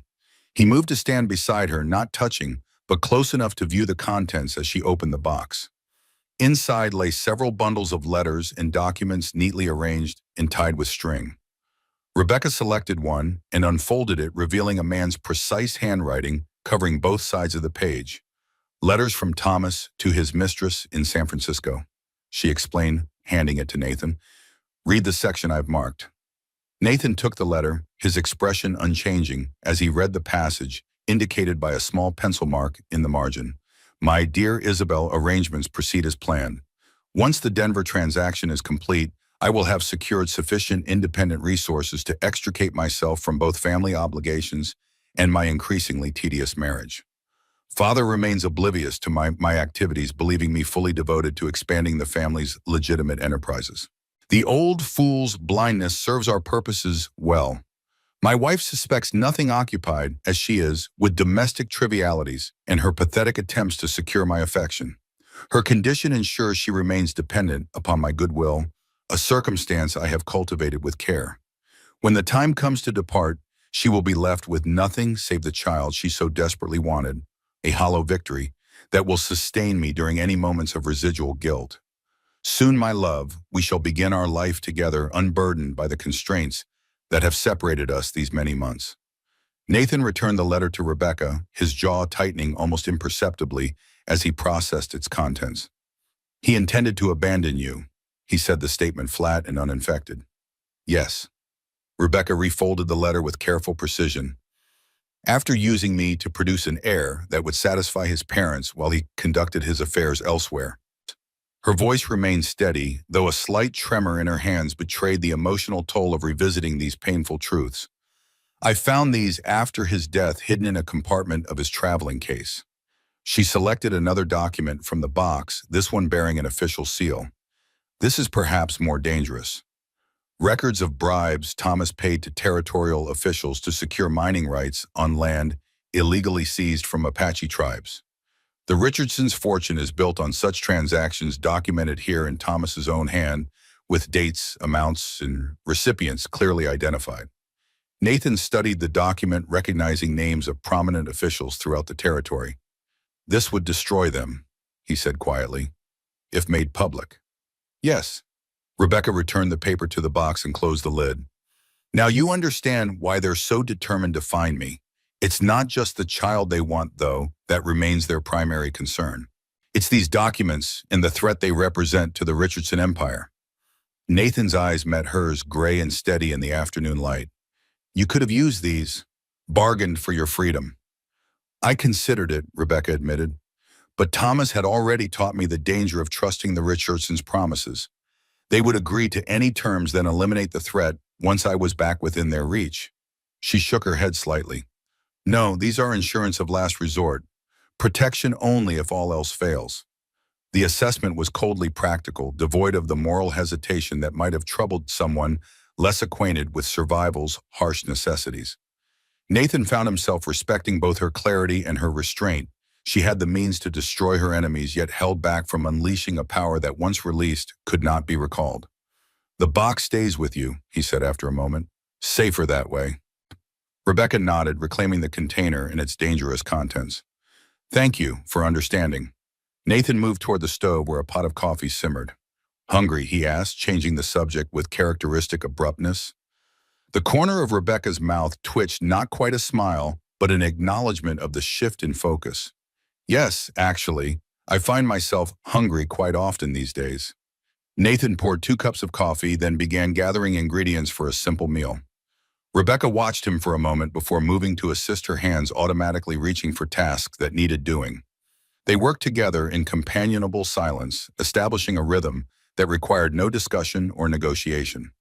It was only after they had eaten, as the light outside began to soften toward evening, that Rebecca broached the subject they had thus far avoided.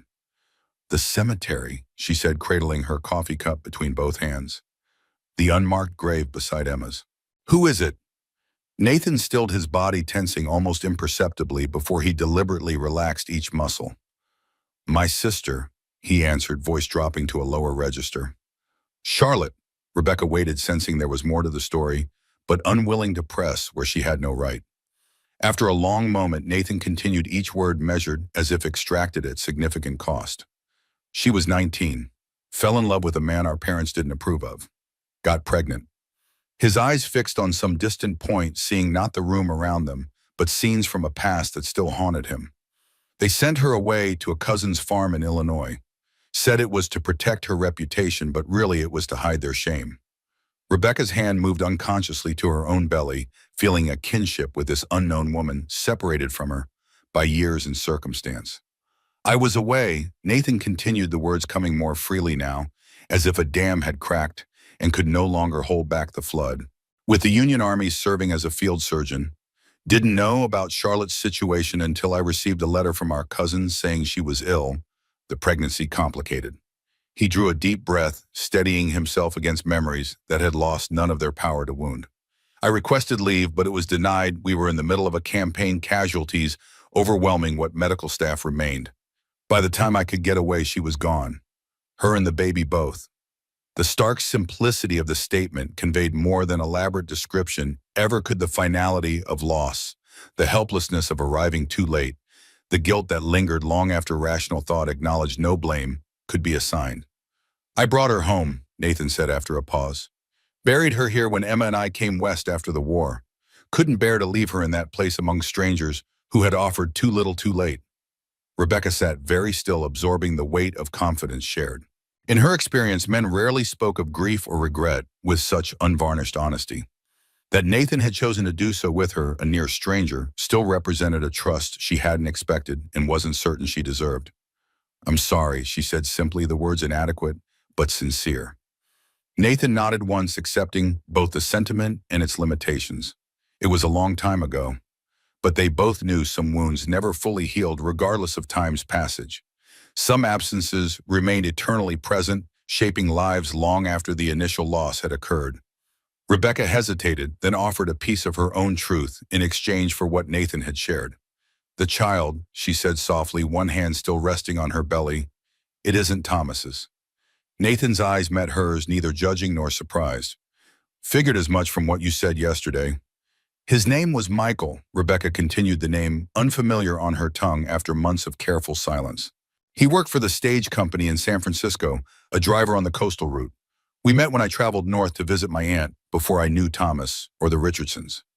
The memory brought a softness to her face that transformed her features, briefly revealing the woman she might have been, without hardships shaping influence. "He was kind," she said simply, "gentle in ways I hadn't known men could be. We planned to marry when he'd saved enough for a small homestead in Oregon." Her expression clouded. "Then my aunt died, leaving me without means or protection. Thomas Richardson began calling at the boarding house where I stayed, offering security, respectability, a future free from want." Her hand moved in a restless pattern across her belly, as if soothing the child within. "I refused him initially, told him about Michael, about our plans, but Thomas was persistent and my funds were dwindling. When Michael's stage was robbed and he was killed defending the passengers, I had nowhere to turn." Nathan listened without interruption, allowing her story to unfold at its own pace. "Thomas seemed a salvation then," Rebecca continued, voice hardening with remembered disillusionment. "Charming, generous, from a good family. By the time I discovered his true nature, we were already married and I was convenient, a presentable wife to satisfy his parents while he pursued his own interests elsewhere." She met Nathan's gaze directly, chin-lifting in the gesture of defiance he had come to associate with her. "I discovered I was carrying Michael's child 3 weeks after the wedding. Thomas never knew, believed the child was his, conceived on our wedding night." A pause, then quieter. "It was the one secret I managed to keep from him." The admission hung in the air between them, a truth finally spoken after months of careful guardianship. Rebecca waited for Nathan's reaction, for judgment or censure, or worst of all, the calculating reevaluation she had seen in men's eyes when they discovered she was not as respectable as she appeared. Instead, Nathan nodded once, accepting the information with the same equanimity he had shown toward her other revelations. "The child is yours," he said simply. "That's what matters." The statement, direct and unambiguous, struck Rebecca with unexpected force, not because it was profound or particularly insightful, but because it acknowledged the essential truth she had been fighting to protect, that this child, regardless of its paternity or the circumstances of its conception, belonged to her alone. Not to Thomas, not to the Richardsons, not to society's judgment of women who failed to follow prescribed paths. "Yes," she agreed softly, "that's what matters." Outside, the last light faded from the western sky, leaving the world in darkness, pierced only by stars and the soft glow of the lamp on the table between them. In that muted light, Rebecca thought she saw something shift in Nathan's expression, a subtle softening perhaps, or the recognition of a kindred spirit in the art of carrying wounds without surrendering to them. Whatever it was passed, quickly replaced by his customary reserve as he rose to clear their dishes. Rebecca stood to help their movements again, falling into the unspoken choreography of shared tasks. As they worked, Rebecca found herself studying Nathan's profile, seeking clues to the man beneath the careful restraint. She knew more about him now, about Charlotte, about his service as a surgeon, about the guilt he carried for arriving too late to save his sister. Yet she sensed there were deeper layers, still secrets he guarded as carefully as she had guarded her own. One in particular nagged at her thoughts, the locker room she had glimpsed during her first visit to the house. Nathan had mentioned Emma, his fiancée, who had died of pneumonia but had offered no further details. The preserved room suggested a grief that remained unresolved, a wound still raw despite the passage of years. Rebecca considered asking directly, then reconsidered. They had shared enough truths for one evening. Some revelations required time and the gradual building of trust to emerge naturally. As if sensing the direction of her thoughts, Nathan spoke without turning from the dish he was drying. "You can ask," he said quietly, "about Emma." Rebecca paused in her work, surprised by his perception. "I didn't want to pry." "Not prying if I offer." Nathan set the dish aside and faced her, his expression carefully neutral. "Emma Sutton. We grew up together in Pennsylvania. Got engaged before I joined the Union Army as a surgeon."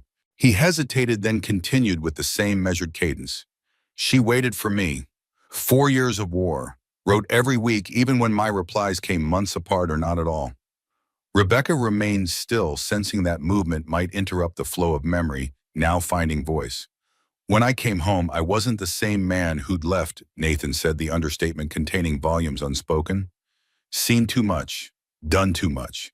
Hands that had saved when they could, but mostly just managed what couldn't be saved." His gaze dropped briefly to those hands, as if seeing them stained with blood, long since washed away. "Emma didn't care.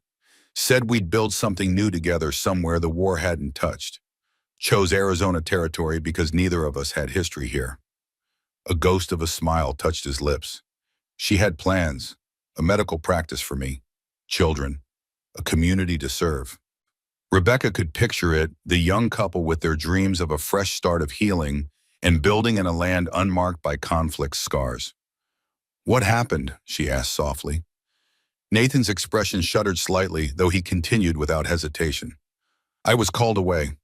Rancher 20 miles north, son trampled by a horse. Critical injuries needed immediate attention."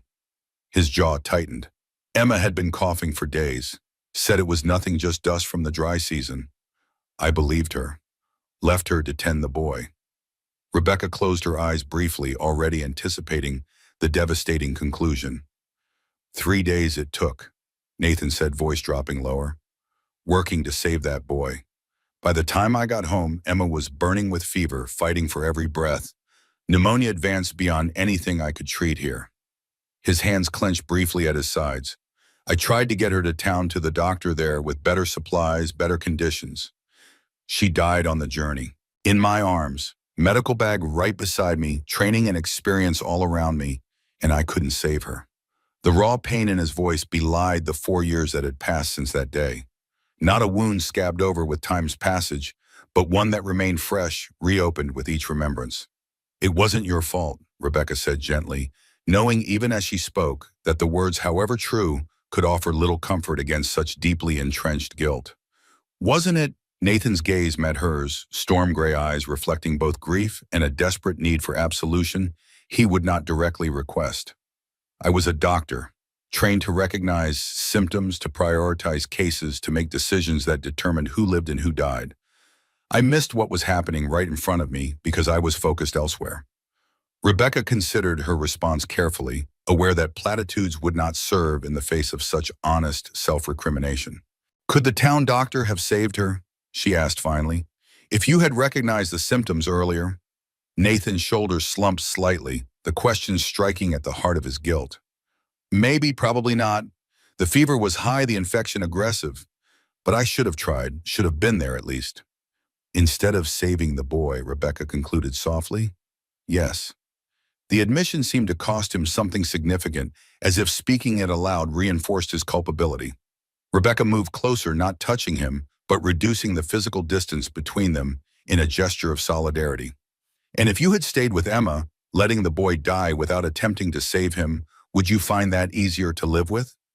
Nathan stared at her, momentarily speechless, as the question penetrated layers of guilt and grief to illuminate the impossible choice he had faced. After a long moment, he shook his head once, a barely perceptible movement. No, he acknowledged quietly. That would be a different kind of failure. Rebecca nodded, understanding all too well the burden of choices made with incomplete information judged in hindsight with merciless clarity. So you carry this one, she said simply, because it's the one you can bear, even though it breaks you a little more each day. The insight offered without judgment or attempted remedy seemed to reach Nathan in a way that conventional comfort could not. He stood very still, absorbing her words and the understanding behind them, the recognition that some wounds were not meant to heal completely, but to be carried as testament to loves lost and lessons learned at unbearable cost. Yes, he said finally, the single syllable containing volumes of acknowledgement. That's what I do. The confession hung in the air between them, raw and honest in a way few interactions between them had been. Rebecca felt something shift in that moment, not a dramatic transformation, but a subtle realignment, as if pieces long separated had moved fractionally closer to forming a complete picture. Outside, the wind picked up, sending a whisper of sound through the eaves of the house. The lamp on the table flickered briefly, casting shifting shadows across Nathan's face as he visibly gathered himself, retreating from the vulnerability of the moment. It's late, he said, practical once more. You should rest. Rebecca recognized the withdrawal, respected it without taking offense. They had shared more in one evening than many did in years of acquaintance. Some retreat was natural, even necessary to process what had been revealed. Yes, she agreed, moving toward the door.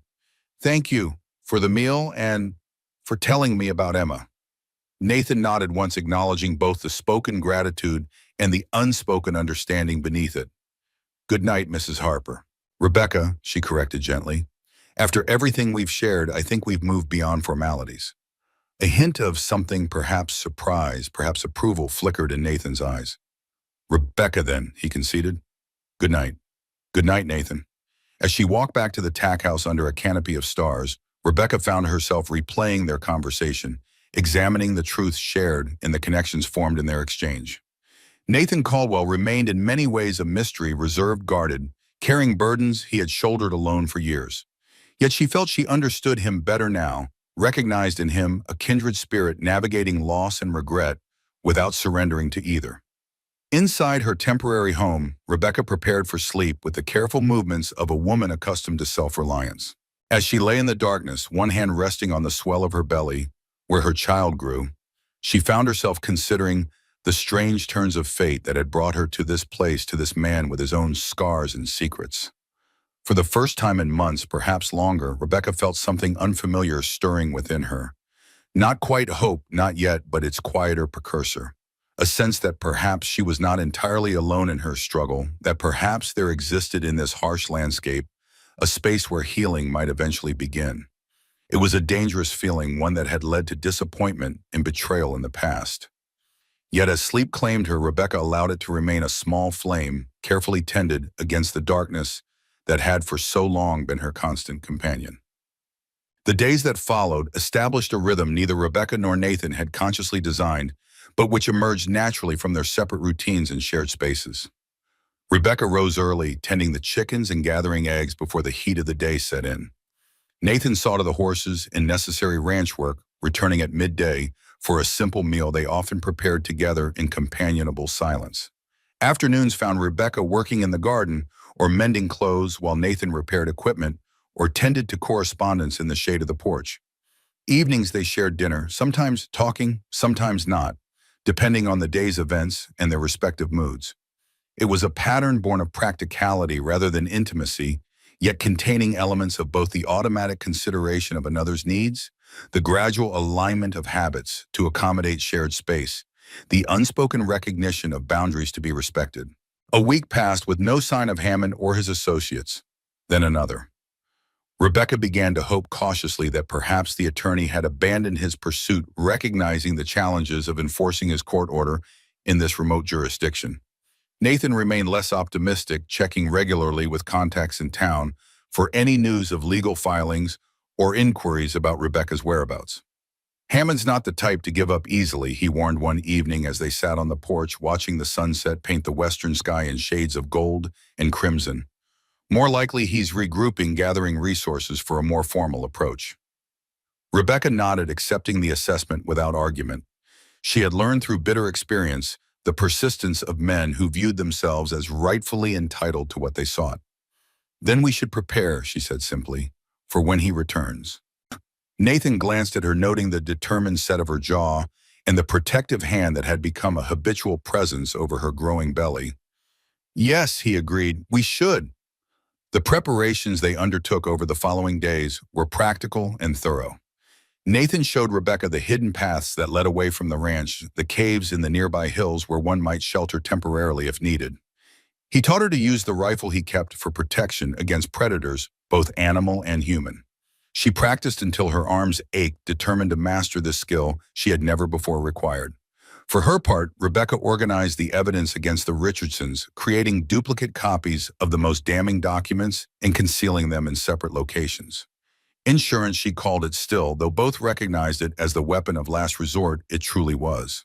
They spoke little of their shared histories during these preparations, focusing instead on immediate concerns and practical solutions. Yet the knowledge they had exchanged that night remained between them, a foundation upon which something new was gradually tentatively being built. Not friendship, exactly the term, seemed inadequate for the complex understanding they had reached. Not romance, certainly both carried too many wounds, too many responsibilities to consider such entanglements. But something that contained elements of both a connection forged through mutual recognition of pain, endured, and strength maintained despite it. It was during this period of watchful waiting that Rebecca made a discovery, one that shifted her understanding of Nathan Caldwell yet again. She had been searching the storage shed for canning jars, preparing to preserve some of the garden's late summer bounty. In a dusty corner behind the stacked crates of equipment, she found a battered wooden case, its brass hinges tarnished with age and disuse. Curiosity drew her to examine it more closely. The case was locked, but the key lay nearby, as if someone had intended to open it and been interrupted. Rebecca hesitated, aware that she was trespassing on Nathan's privacy. Yet something about the case, its careful placement, hidden yet accessible, suggested importance beyond ordinary storage. With a silent apology for the intrusion, she inserted the key and opened the lid. Inside lay a musical instrument, a diatonic button accordion, its pearl inlays, and ornate scrollwork, speaking of craftsmanship and care despite years of evident use. Beside it rested several handwritten sheets of music, the notes faded but still legible on yellowing paper. Rebecca lifted the accordion, carefully, struck by the unexpected discovery. In all their conversations, Nathan had never mentioned musical ability or interest. Yet here was evidence of not just casual playing, but dedicated practice and original composition.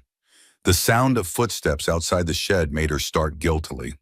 Rebecca hastily replaced the accordion and closed the case, turning to find Nathan standing in the doorway, watching her with an unreadable expression. "I'm sorry," she said, immediately gesturing toward the case.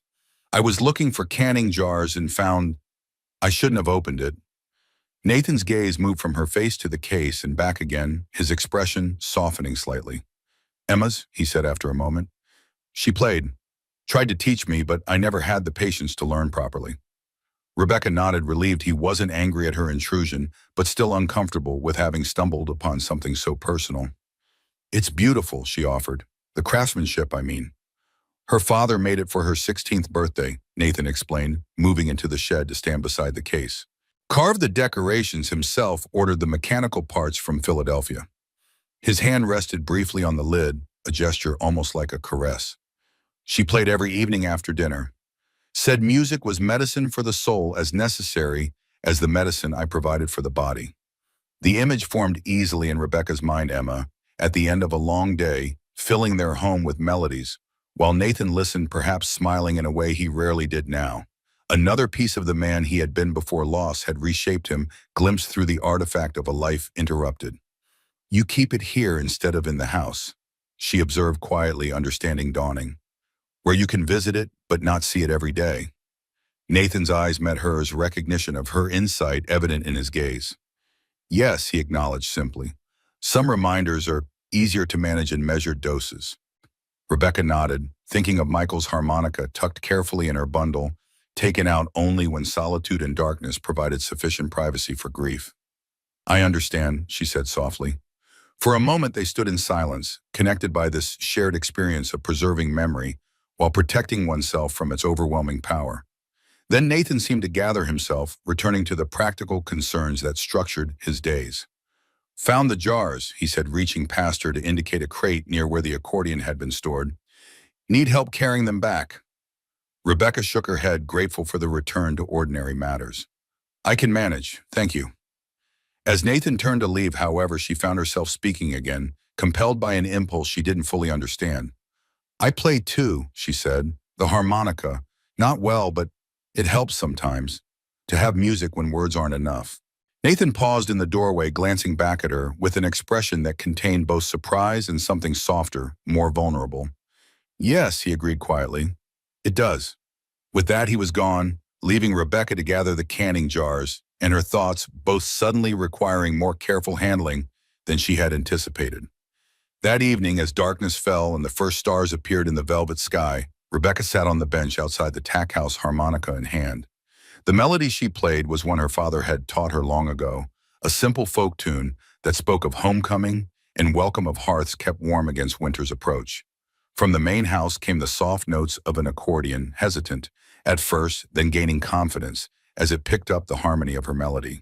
The two instruments wove together in the night air, creating something neither could have produced alone, a conversation without words, a connection forged through music when speech would have been inadequate. Rebecca closed her eyes, allowing the unexpected duet to wash over her. In this moment, with stars above and music surrounding her, the fear that had been her constant companion for months receded slightly, replaced by something she had almost forgotten how to recognize. Peace. Fragile and temporary perhaps, but real nonetheless. As the final notes faded into silence, Rebecca opened her eyes to find Nathan standing at the edge of his porch, accordion held carefully in hands, more accustomed to tools than instruments. Their gazes met across the yard and acknowledging without words the bridge they had just created between their separate solitudes. Neither spoke. Neither needed to. The music had said what words could not, that even in the midst of loss and danger, beauty remained possible. That connections could form in unexpected places between souls carrying similar wounds. That perhaps in this harsh landscape where little flourished without careful tending, something new might yet take root and grow. The weeks passed with deceptive tranquility. September yielded to October, bringing cooler mornings and evenings, though the days remained warm. The garden provided a steady harvest, which Rebecca preserved with practiced hands. Nathan tended to ranch duties, repaired fences damaged by summer storms, and made preparations for the coming winter. To an outside observer, they might have appeared a long-established couple, moving through daily routines with the ease of shared experience. Yet beneath this peaceful surface, both remained vigilant, aware that the respite from Hammond's pursuit could not last indefinitely. Rebecca's condition advanced visibly with each passing day. The child grew active, particularly in the evenings, its movements sometimes visible through the fabric of her dress as she sat on the porch mending or shelling peas. Nathan observed these changes with quiet attention, noting when tasks became more difficult for her, stepping in without comment to handle the heavier work she had previously managed. I'm not an invalid, Rebecca protested one afternoon when he took a basket of wet laundry from her hands before she could hang it. Never said you were, Nathan replied with his characteristic economy of words. Just figured 4 hands work faster than 2. The simple practicality of his explanation, devoid of condescension or overprotectiveness, disarmed her objections. They worked together to hang the laundry, the task indeed completed more quickly with shared effort. Such moments punctuated their day's small accommodations, practical solutions, the gradual alignment of two independent lives into a pattern that supported both without diminishing either. Not the passionate bond of romantic attachment, but something perhaps more durable: mutual respect, shared purpose, and the quiet comfort of knowing another person saw you clearly, without illusion or expectation. In the evenings, they often sat on Nathan's porch watching as darkness claimed the land and stars emerged in the vast desert sky. Sometimes they talked careful conversations that revealed more of their separate histories without venturing into territories too painful to explore. Sometimes they simply sat in companionable silence. Rebecca working on baby clothes fashioned from fabric Nathan had purchased in town, Nathan carving small wooden figures that accumulated on the porch rail. Occasionally, when the night felt particularly still, music would bridge the silence between them. Rebecca's harmonica answering Nathan's hesitant accordion, their separate melodies weaving together in harmonies neither had planned, but which emerged naturally like water finding its path downhill. It was during one such evening, with the moon rising full and golden over the eastern ridge, that Rebecca felt the first unfamiliar tightening across her abdomen, different from the practiced contractions she had experienced intermittently for weeks. She paused in her sewing, one hand moving to press against the spot where the sensation had been strongest. Nathan, ever observant, noted the interruption in her rhythm. "Everything all right?" Rebecca nodded, resuming her work with deliberate calm. "Just the baby stretching. It happens." Nathan studied her for a moment, gray eyes assessing in the lamplight, but didn't press further. He returned to the small wooden horse taking shape beneath his knife, seemingly content to accept her explanation. When the tightening came again, 20 minutes later, more pronounced than before, Rebecca managed to keep her expression neutral despite the momentary discomfort. Too early, she told herself. The child wasn't due for several weeks yet. These were simply more practiced contractions, preparing her body for what was to come. Yet as the evening progressed, the sensations returned with increasing frequency and intensity. By the time they had finished their customary cup of tea before retiring, Rebecca could no longer dismiss them as routine discomfort. This was the beginning of labor, a process she had witnessed in others, but never experienced herself. She should tell Nathan, she knew. Yet something held her back, not fear of his reaction, but a deeper hesitation born of long habit. Throughout her life, Rebecca had faced challenges. Alone had learned to rely on her own resources rather than risk dependence on others who might withdraw support when most needed. "Good night," she said instead, rising from her chair, with careful movements that betrayed nothing of the tightening pressure across her midsection. "Thank you for the tea." Nathan nodded, his expression thoughtful as he watched her gather her sewing. "Weather is changing," he observed, glancing toward the western horizon where clouds had begun to gather. "Might rain by morning." "Yes," Rebecca agreed, grateful for the mundane topic. "The garden could use it." They parted with the same quiet civility that characterized all their interactions, Nathan remaining on the porch with his carving, Rebecca walking carefully back to the tack house, one hand pressed to her lower back, where an ache had begun to settle. Inside her small sanctuary, Rebecca moved methodically through preparations she had planned for weeks. Fresh linens laid out, clean cloths stacked nearby, water heating on the small stove. Each task completed between waves of tightening that grew steadily more insistent. This child would enter the world here, in this place where she had found unexpected refuge.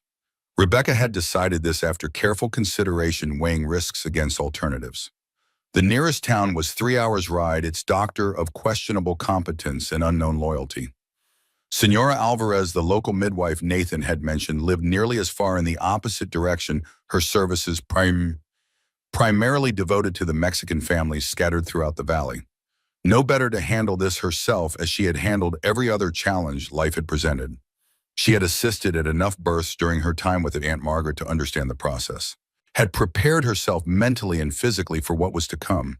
What she hadn't prepared for was the intensity.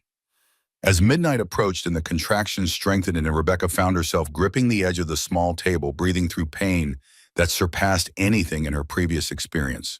Between waves, she moved around the small space, instinctively seeking positions that might ease the growing pressure. Outside, the wind had risen, carrying the scent of approaching rain. Thunder rumbled in the distance, a low counterpoint to Rebecca's carefully controlled breathing. The storm's arrival seemed fitting nature's drama unfolding in parallel with her own internal tempest.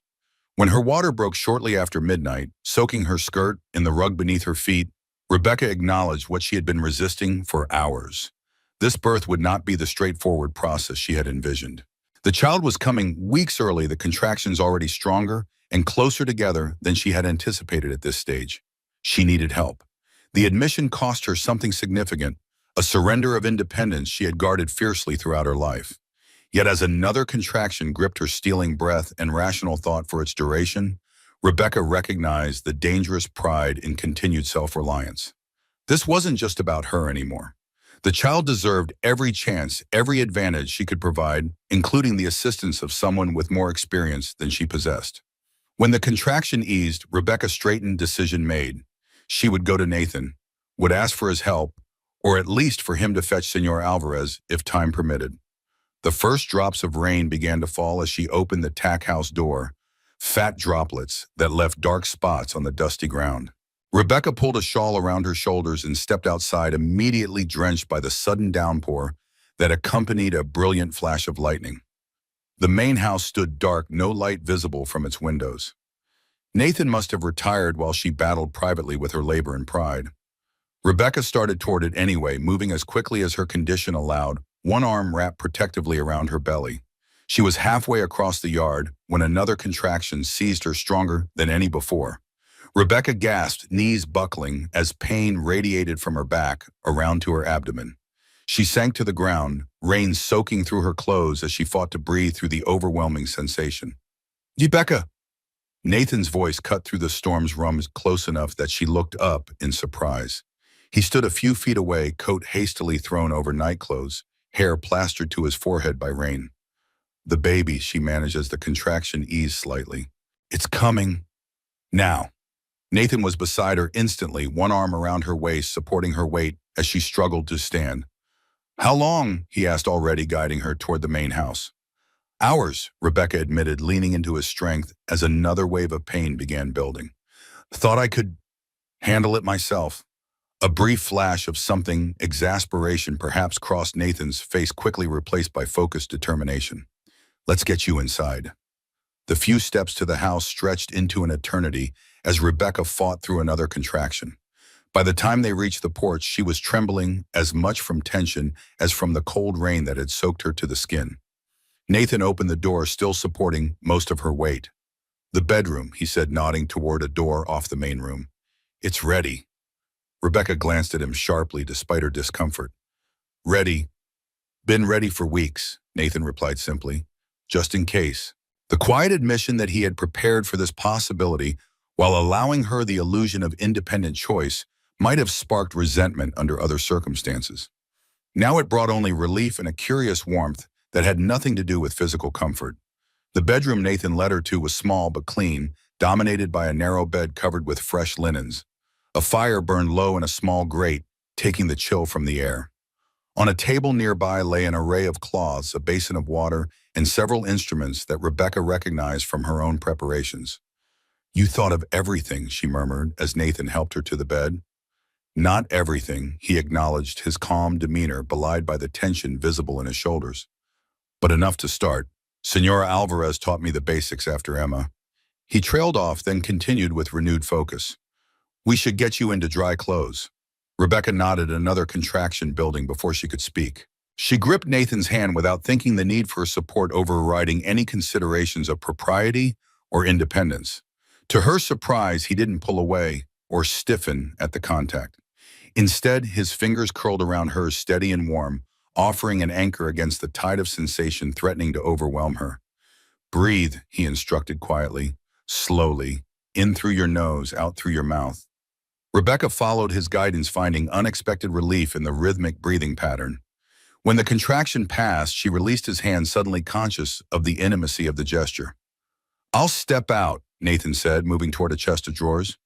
"There's a nightgown here, Emma's, but it should serve. Can you manage or do you need help?"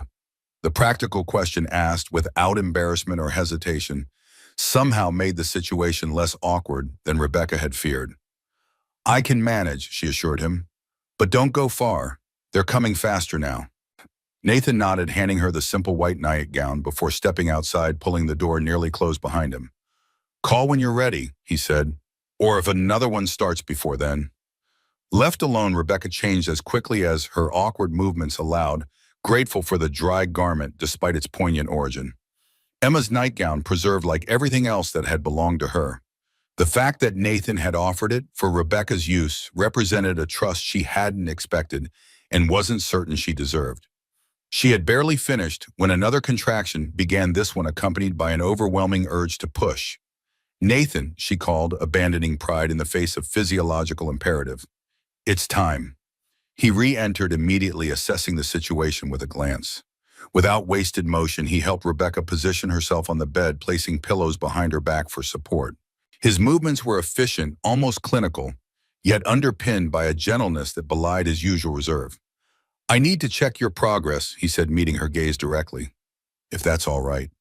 Rebecca nodded beyond embarrassment or hesitation. This was no longer about personal boundaries or propriety. It was about bringing her child safely into the world with whatever assistance proved necessary. Nathan's examination was brief and professional, his expression revealing nothing beyond focused attention. The baby's coming fast, he confirmed, washing his hands in the basin beside the bed. Probably because it's early. Your body's doing what it needs to do. The calm assessment, delivered without alarm or uncertainty, steadied Rebecca's nerves. Have you done this before? She asked between controlled breaths as another contraction built. Twice, Nathan replied, arranging clean cloths within reach. Once during the war, once with Senora Alvarez after Emma died. A shadow crossed his face there and gone in an instant. Been present for more, but not as the primary attendant. Under normal circumstances, this limited experience might have concerned Rebecca. Now it seemed almost reassuring. Nathan had faced this situation before, had presumably managed successfully since he mentioned it without evident distress. I trust you, she said simply, then gasped as the contraction peaked, or bringing with it an irresistible pressure. I need to push. Then push, Nathan instructed, positioning himself at the foot of the bed. Your body knows what to do. I'm just here to help if needed. What followed was a blur of sensation and effort, time measured not in minutes but in the rhythm of contractions, the brief respites between, and the steady encouragement of Nathan's voice guiding her through each wave. Outside, the storm continued, rain lashing against the windows and thunder shaking the small house, nature's percussion accompanying the ancient drama unfolding within. Through it all, Nathan remained a steady presence, wiping her forehead when sweat threatened to blind her, supporting her back when she needed to change positions, offering water during the brief moments between contractions. His calm never wavered, his focus never shifted, his hands never trembled, despite the responsibility he had assumed without hesitation. The head's crowning, he announced after what might have been minutes or hours. One more push should do it. Rebecca gathered her remaining strength, bearing down with a determination born of both desperation and hope.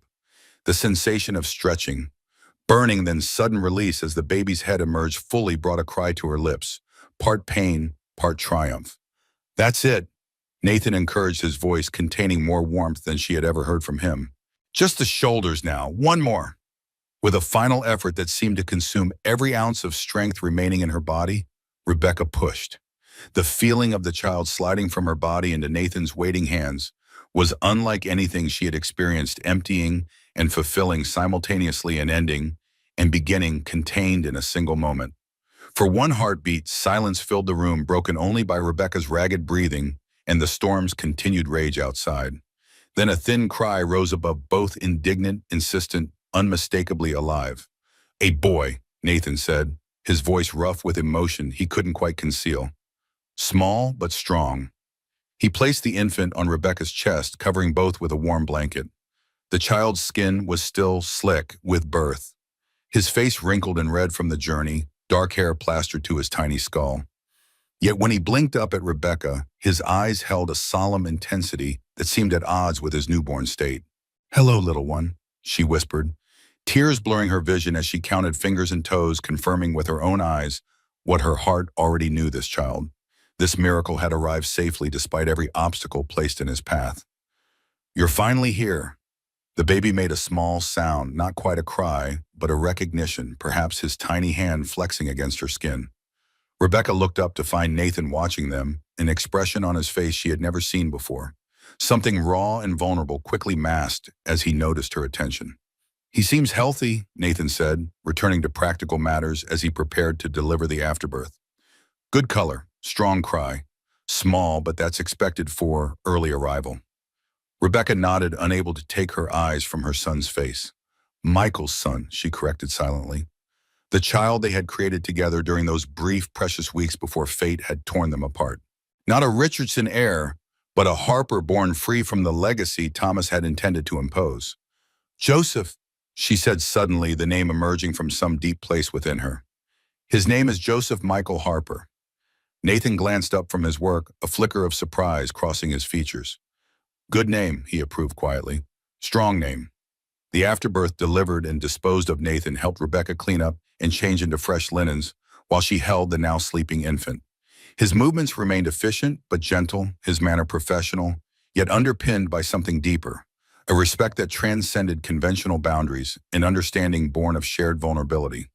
When everything was settled, Nathan brought her a cup of broth he must have prepared earlier, the savory warmth exactly what her depleted body craved. "You should rest," he said, straightening the blankets around her and the baby. "Both of you."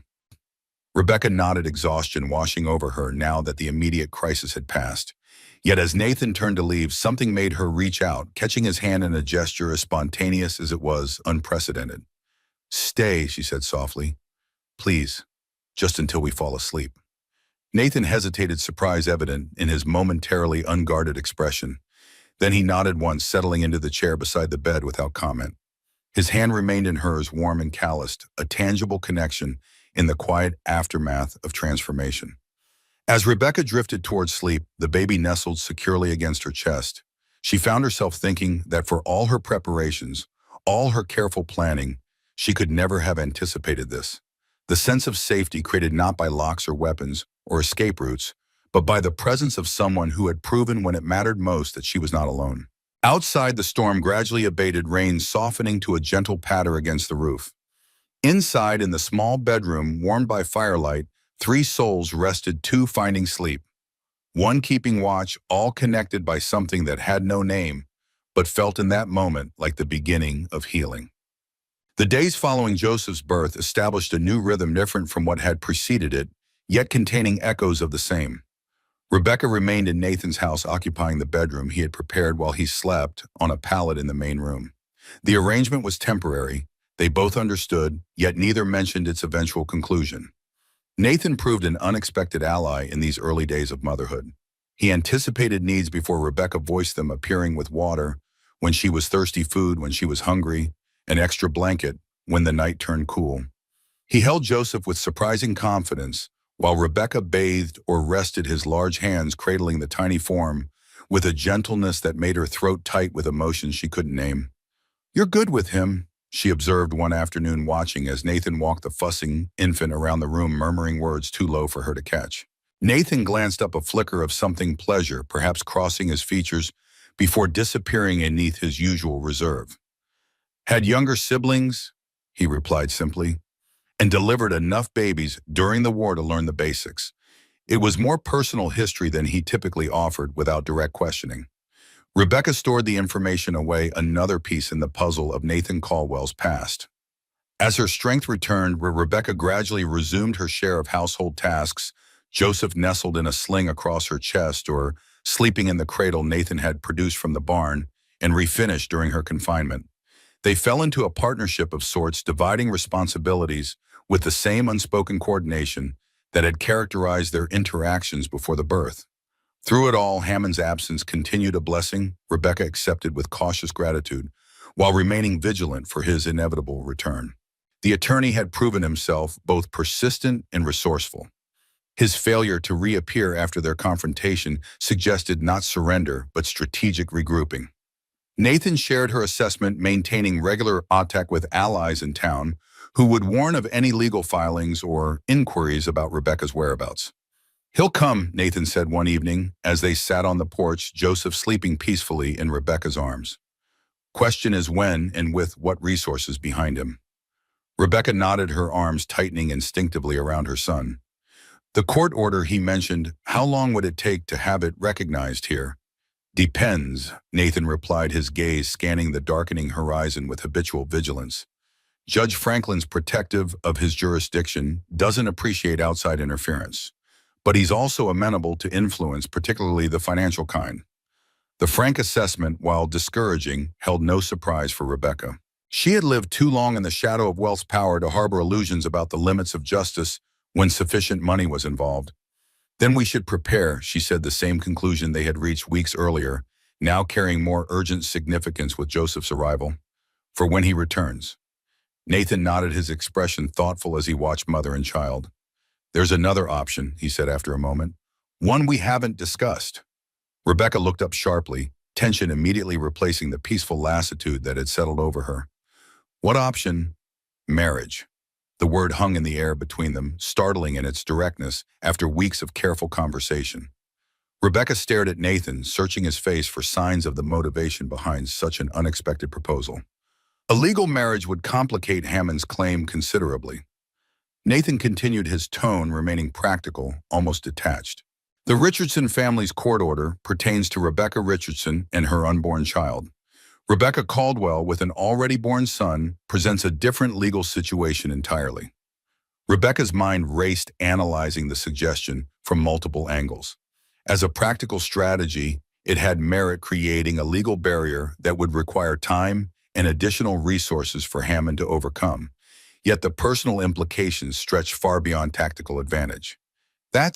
She began, then paused, uncertain how to respond to a proposal framed entirely in terms of legal strategy rather than emotional connection. Just an option, Nathan finished for her, his expression carefully neutral. Something to consider, not decide now. Rebecca studied him, trying to discern what lay beneath the practical exterior, whether this suggestion stemmed solely from protective instinct or contained elements of genuine desire for a more permanent connection. Nathan's face revealed nothing beyond attentive patience, waiting for her response without evident anxiety or expectation. I'll think about it, she said finally, the non-committal answer, feeling inadequate yet necessary, given the complexity of what he had proposed. Nathan nodded once, accepting her response without pressing for greater clarity. No rush, he assured her, rising from his chair. Just wanted it on the table alongside other possibilities.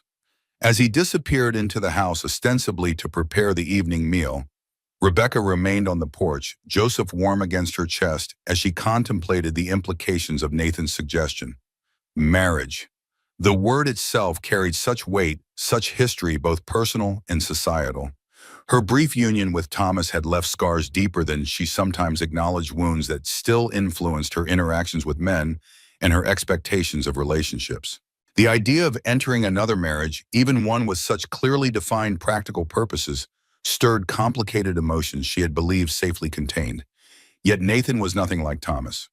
Where Thomas had been charming and demonstrative, Nathan was reserved and straightforward. Where Thomas had sought to control through manipulation and isolation, Nathan offered support without imposition, assistance without expectation.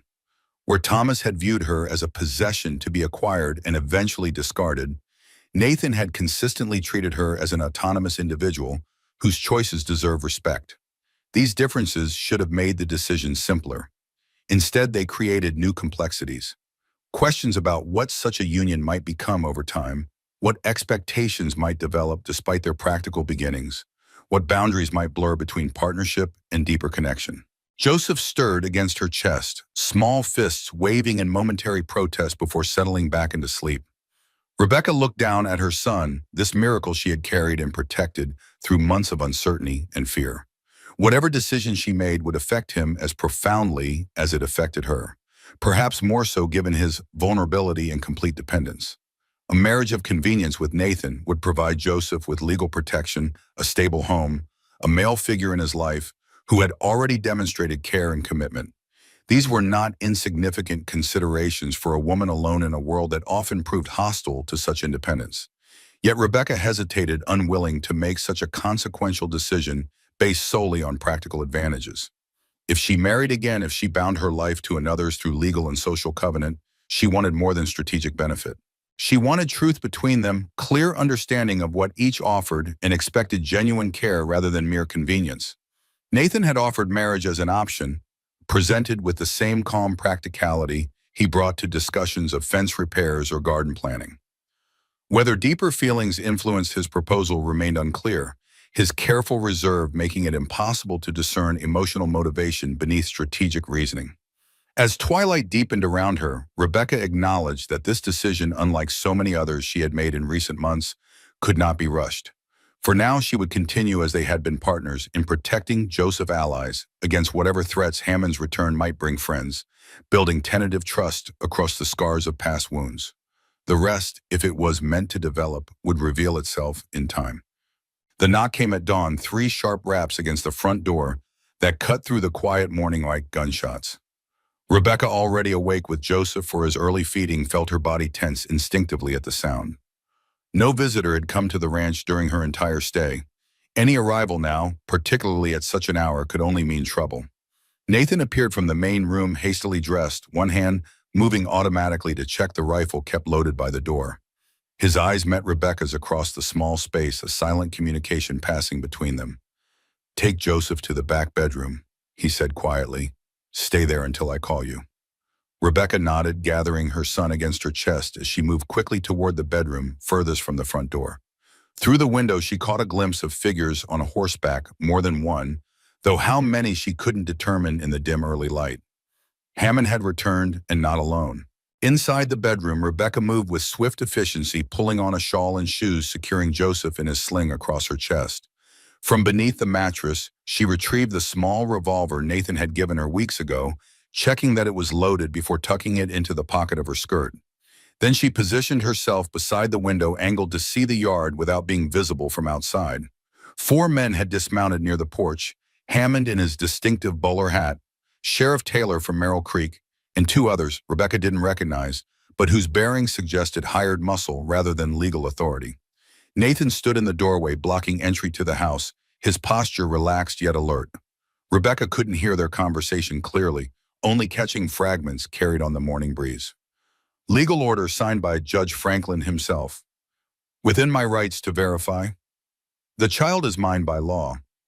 Joseph stirred against her chest, making small sounds that might soon become cries if not soothed. Rebecca rocked gently, humming a barely audible melody while straining to hear the exchange on the porch. Nathan's voice carried more clearly, its measured cadence recognizable even at this distance.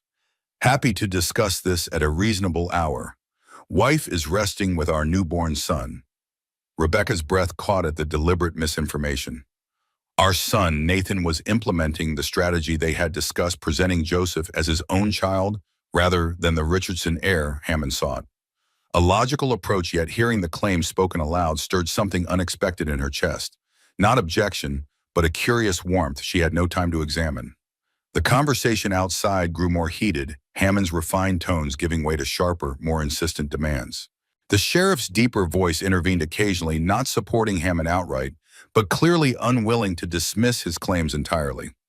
Rebecca strained to hear Nathan's responses, calm and measured, despite the increasing tension evident in the visitor's demeanor. Whatever strategy he employed seemed partially effective. The confrontation continued without escalation to physical threat, the exchange remaining within the bounds of tense negotiation, rather than outright hostility. Then a new voice joined the discussion, female authoritative, with a distinctive Spanish accent. Rebecca shifted positions slightly, trying to glimpse this unexpected arrival through the window's limited view. Senora Alvarez sat atop a dappled mare at the edge of the yard, her silver-streaked black hair braided and wrapped around her head, her posture regal, despite her advanced years. Rebecca had never met the midwife personally, but Nathan had described her often enough that identification was immediate. The midwife's arrival changed the dynamic on the porch visibly. Sheriff Taylor straightened, removing his hat in a gesture of respect that spoke to Senora Alvarez's standing in the community. Hammond appeared less pleased, his rigid posture suggesting frustration at this new complication. Senora Alvarez dismounted with surprising agility for a woman of her years, approaching the group with unhurried confidence. Whatever she said upon joining the conversation caused Hammond to step back, his face flushing visibly even at this distance. The sheriff nodded several times, his expression shifting from official detachment to something more thoughtful. Rebecca wished desperately that she could hear their words clearly, could understand what argument or evidence Senor Alvarez offered that affected the men so noticeably. But Joseph had begun to fuss in earnest now, tiny fists waving as his face scrunched in preparation for a full-throated cry. "Shh, little one," Rebecca whispered, moving away from the window to bounce him gently in the rhythm that usually soothed his discomfort. "Just a little longer." Whether responding to her voice or the motion, Joseph settled, somewhat, his protest reduced to intermittent whimpers. Rebecca returned to her position by the window, careful to remain out of sight while maintaining her view of the confrontation. The scene had shifted again. Hammond appeared to be arguing vehemently with the sheriff, who shook his head repeatedly in response. Senora Alvarez stood beside Nathan, her presence clearly aligned with his position rather than the visitors. The two hired men exchanged glances that suggested growing uncertainty about the situation's trajectory. After several more minutes of heated discussion, the sheriff made a definitive gesture that seemed to end the debate. Hammond's posture radiated fury and frustration, but he stepped back, returning to his horse with rigid movements that spoke of tightly controlled anger. The sheriff remained on the porch a moment longer, speaking to Nathan with what appeared to be a warning or instruction, before following Hammond to the waiting horses. The four men mounted and rode away, their departure marked by dust clouds rising in the early morning light. Only Senor Alvarez remained, following Nathan into the house after a final survey of the surrounding landscape. Rebecca waited, heart-pounding, for Nathan's signal that it was safe to emerge. When it came, a soft knock and his voice calling her name, she opened the door to find him standing in the hallway, Senor Alvarez beside him. "They're gone," Nathan said simply. "For now." Rebecca stepped into the hallway, Joseph now fully awake and alert in her arms. "What happened? What did they want?" Nathan glanced at Senor Alvarez, an unspoken communication passing between them. "Hammond brought a court order signed by a Judge Franklin," he explained, authorizing him to take custody of the infant child of Rebecca Richardson, pending formal hearings in San Francisco. Rebecca's arms tightened instinctively around Joseph. "But you told them that you are Rebecca Caldwell, my wife." Nathan finished his expression, revealing nothing of how he felt about claiming this falsehood, "and that our son Joseph was born 3 weeks ago under Senor Alvarez's supervision." Rebecca turned to the midwife, questions evident in her expression. The older woman smiled, slightly, dark eyes warm with understanding. "I have delivered many babies in this county," Senora Alvarez said, her accented English precise and clear, "including, as far as anyone need know, your son, Joseph Caldwell, born to you, and your husband, Nathan, 3 weeks ago in this house." Understanding dawned. "You testified to this, to the sheriff." Senora Alvarez nodded, the silver beads woven into her braids catching the morning light. "I keep no written records, only memories. My memory is that I attended the birth of Joseph Caldwell 3 weeks ago. The sheriff respects my word in such matters." The simple statement, delivered without hesitation or qualification, represented a gift Rebecca hadn't anticipated: the protection of community standing placed between her child and those who would claim him. "Why?" she asked softly. "You don't know me. Why would you do this?" Senora Alvarez's expression softened, her gaze moving from Rebecca to Nathan and back again. "I know him," she replied simply. "That is enough." She reached out, weathered fingers brushing Joseph's cheek with gentle benediction. "Besides, the child has your eyes, not those of the Richardson family. Some truths speak for themselves." The observation, casually delivered yet penetrating in its accuracy, sent a chill down Rebecca's spine. Senora Alvarez saw more than she revealed, understood more than had been explicitly shared. Yet that understanding had been placed in service of protection, rather than exposure, another unexpected ally in a world that had offered few. "Thank you," Rebecca said, the words inadequate for the magnitude of what the midwife had done. Senora Alvarez acknowledged the gratitude with a slight nod. "They will return," she warned, practicality replacing the momentary warmth. The sheriff convinced Hammond that further investigation is needed before action can be taken, but such delay merely postpones confrontation, not prevents it. "How long do we have?" Nathan asked, his mind already turning to preparations as Rebecca knew his would. "A week, perhaps 2, Senora Alvarez replied. Hammond left for San Francisco this morning, likely to seek additional documentation or witnesses to support his claim. The sheriff promised no action would be taken in his absence." "And when Hammond returns," Rebecca pressed, "will the sheriff support his claim?" Senor Alvarez's expression grew thoughtful. Sheriff Taylor is not a bad man, but neither is he a brave one. If Hammond returns with convincing evidence and powerful allies, the sheriff will follow the path of least resistance. The assessment, while concerning, contained no surprises. Rebecca had encountered enough men like Sheriff Taylor to recognize the type not actively malicious, but unwilling to stand against power or wealth when doing so might prove personally costly.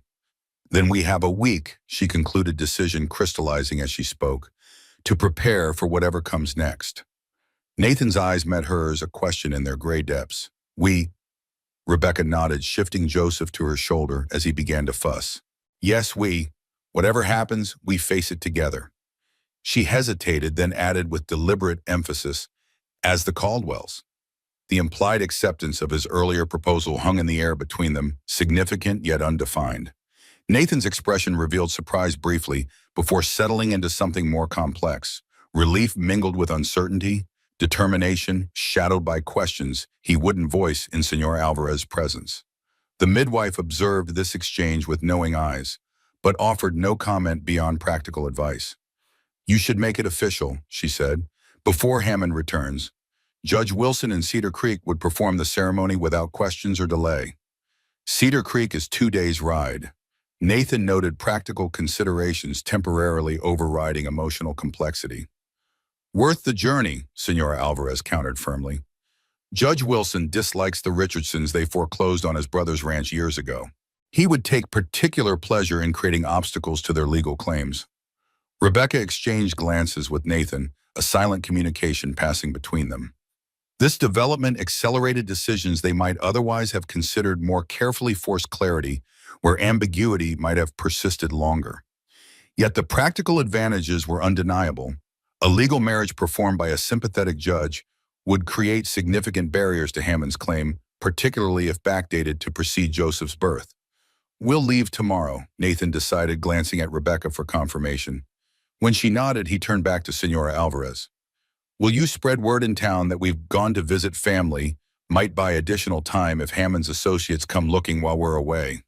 The midwife agreed with a quick nod.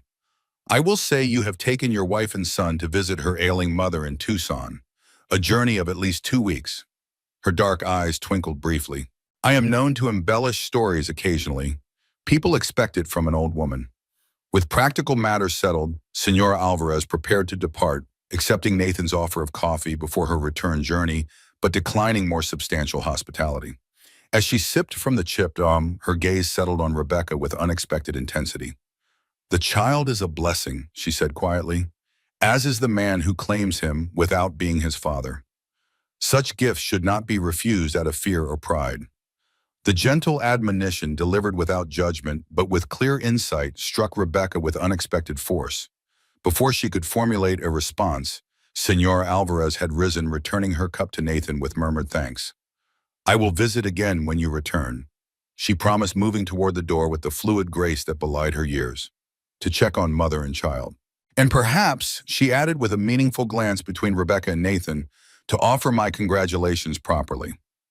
After she had gone, silence settled over the small house, broken only by Joseph's occasional sounds as he dozed against Rebecca's shoulder. Nathan moved about the kitchen, clearing away coffee cups, his actions deliberate yet lacking their usual efficient certainty. We should talk, Rebecca said, finally addressing the unspoken tension that had developed since her implied acceptance of marriage. About what this means. Nathan paused, then nodded, gesturing toward the table. They sat across from each other, Joseph nestled in the crook of Rebecca's arm, his tiny features peaceful in sleep. You said as the Caldwells, Nathan began, direct as always. Did you mean that, or was it just for Senora Alvarez's benefit? Rebecca appreciated his straightforwardness, the absence of manipulation or pressure in the simple question. I meant it, she replied with equal directness. But we should be clear about what we're agreeing to. Nathan nodded, hands resting on the table between them, neither reaching for her nor withdrawing, simply present, attentive. What do you need clarity on? Everything, Rebecca admitted with a small, self-deprecating smile. What this marriage would be, what we would expect from each other, how long it would last, whether it would ever be more than a legal arrangement for Joseph's protection. The questions tumbled out, exposing vulnerabilities she had guarded carefully throughout their acquaintance. Yet if they were to enter marriage, even one begun for practical reasons, such honesty seemed not just appropriate, but necessary. Nathan considered her words with characteristic thoroughness, giving them the same careful attention he brought to all significant matters. When he finally spoke, his voice carried a quiet certainty that steadied something uncertain within Rebecca. It would be whatever we decided to make it, he said simply. I'm offering protection for you and Joseph, a home for as long as you want, in my name and whatever security that provides. He paused, then continued with careful precision. I'm not expecting anything in return that you don't freely choose to give. Not physical relations, not declarations of feelings that aren't there. Just partnership in whatever form works for both of us. The clear statement, devoid of pressure or hidden expectations, eased some of Rebecca's concerns while raising new questions. And if I wanted to leave eventually, once the danger from Hammond passed, then you would leave, Nathan replied without hesitation. With Joseph, with whatever you needed for a fresh start elsewhere. No recriminations, no attempts to keep you where you didn't want to be. Rebecca studied his face, searching for signs of insincerity or manipulation, and finding none. Only the same steady regard, the same honest directness that had characterized their interactions from the beginning. And if she began, then hesitated, uncertain how to phrase the more delicate question that remained. If feelings developed, Nathan finished for her, perceptive as always. Between us over time, Rebecca nodded, grateful for his willingness to address what she had found difficult to articulate. Then we would deal with that honestly too, he said simply. No assumptions, no demands. Just truth between us, whatever that turns out to be. It was, Rebecca reflected, perhaps the most romantic, non-romantic proposal she had ever heard, offering freedom within commitment, respect without possession, honesty without expectation. So different from Thomas's flowery declarations and grand promises, which had disguised control and limitation beneath their superficial appeal. I can agree to those terms, she said finally, the formal phrasing belied by the warmth in her voice.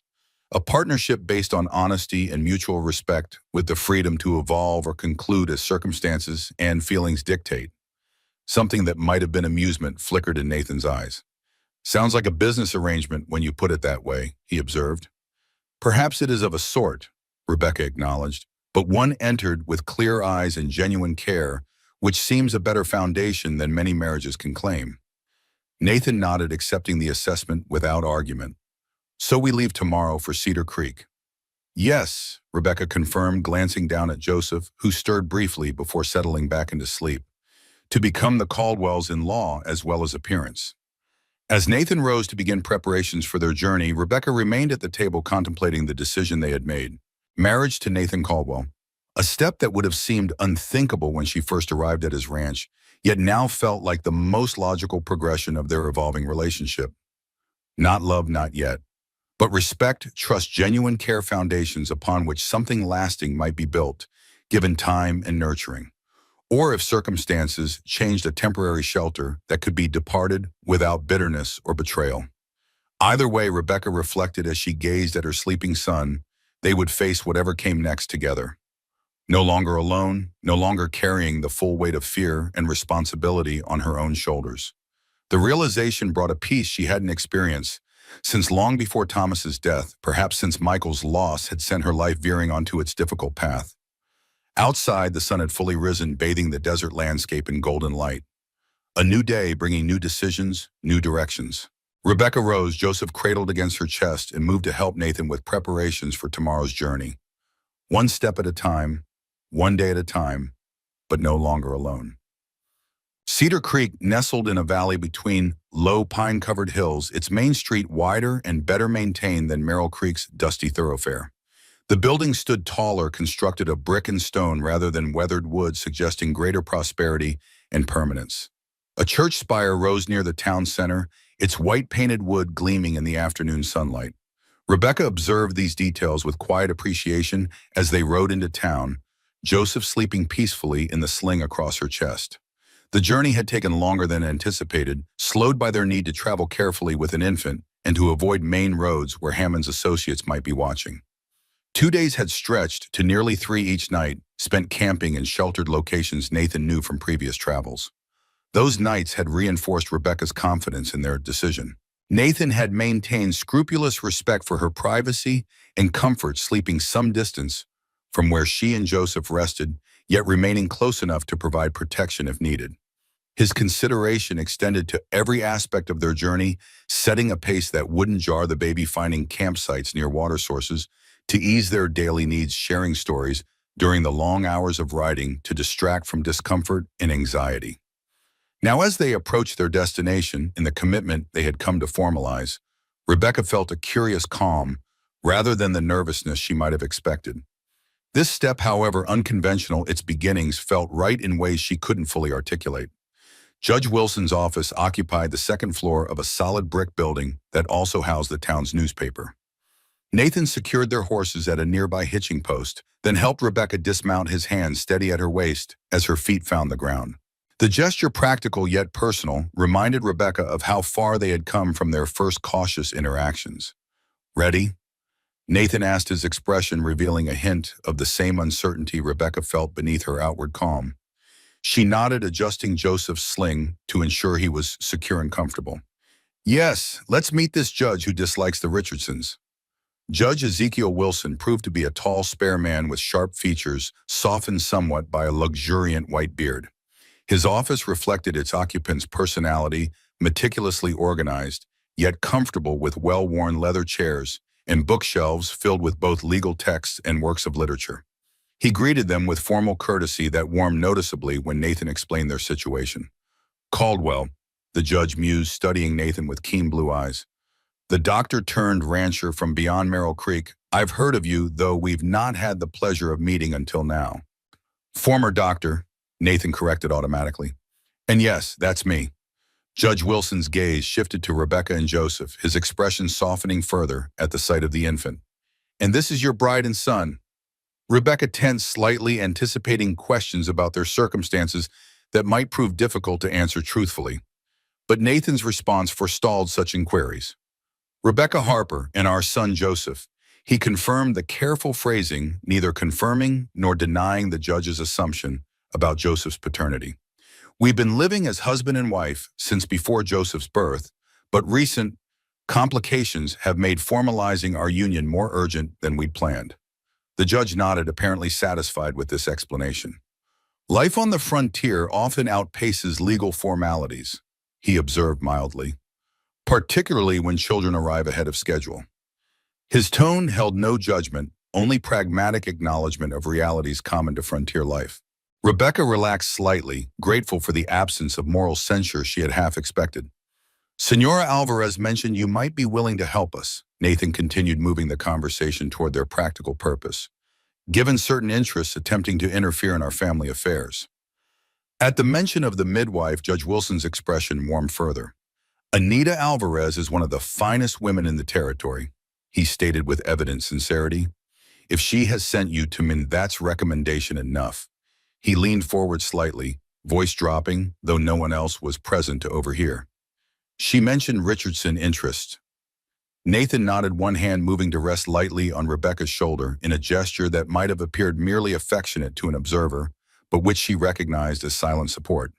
"Elias Richardson's attorney has been attempting to assert claims on Rebecca and Joseph based on her previous marriage to Thomas Richardson." Judge Wilson's eyebrows rose.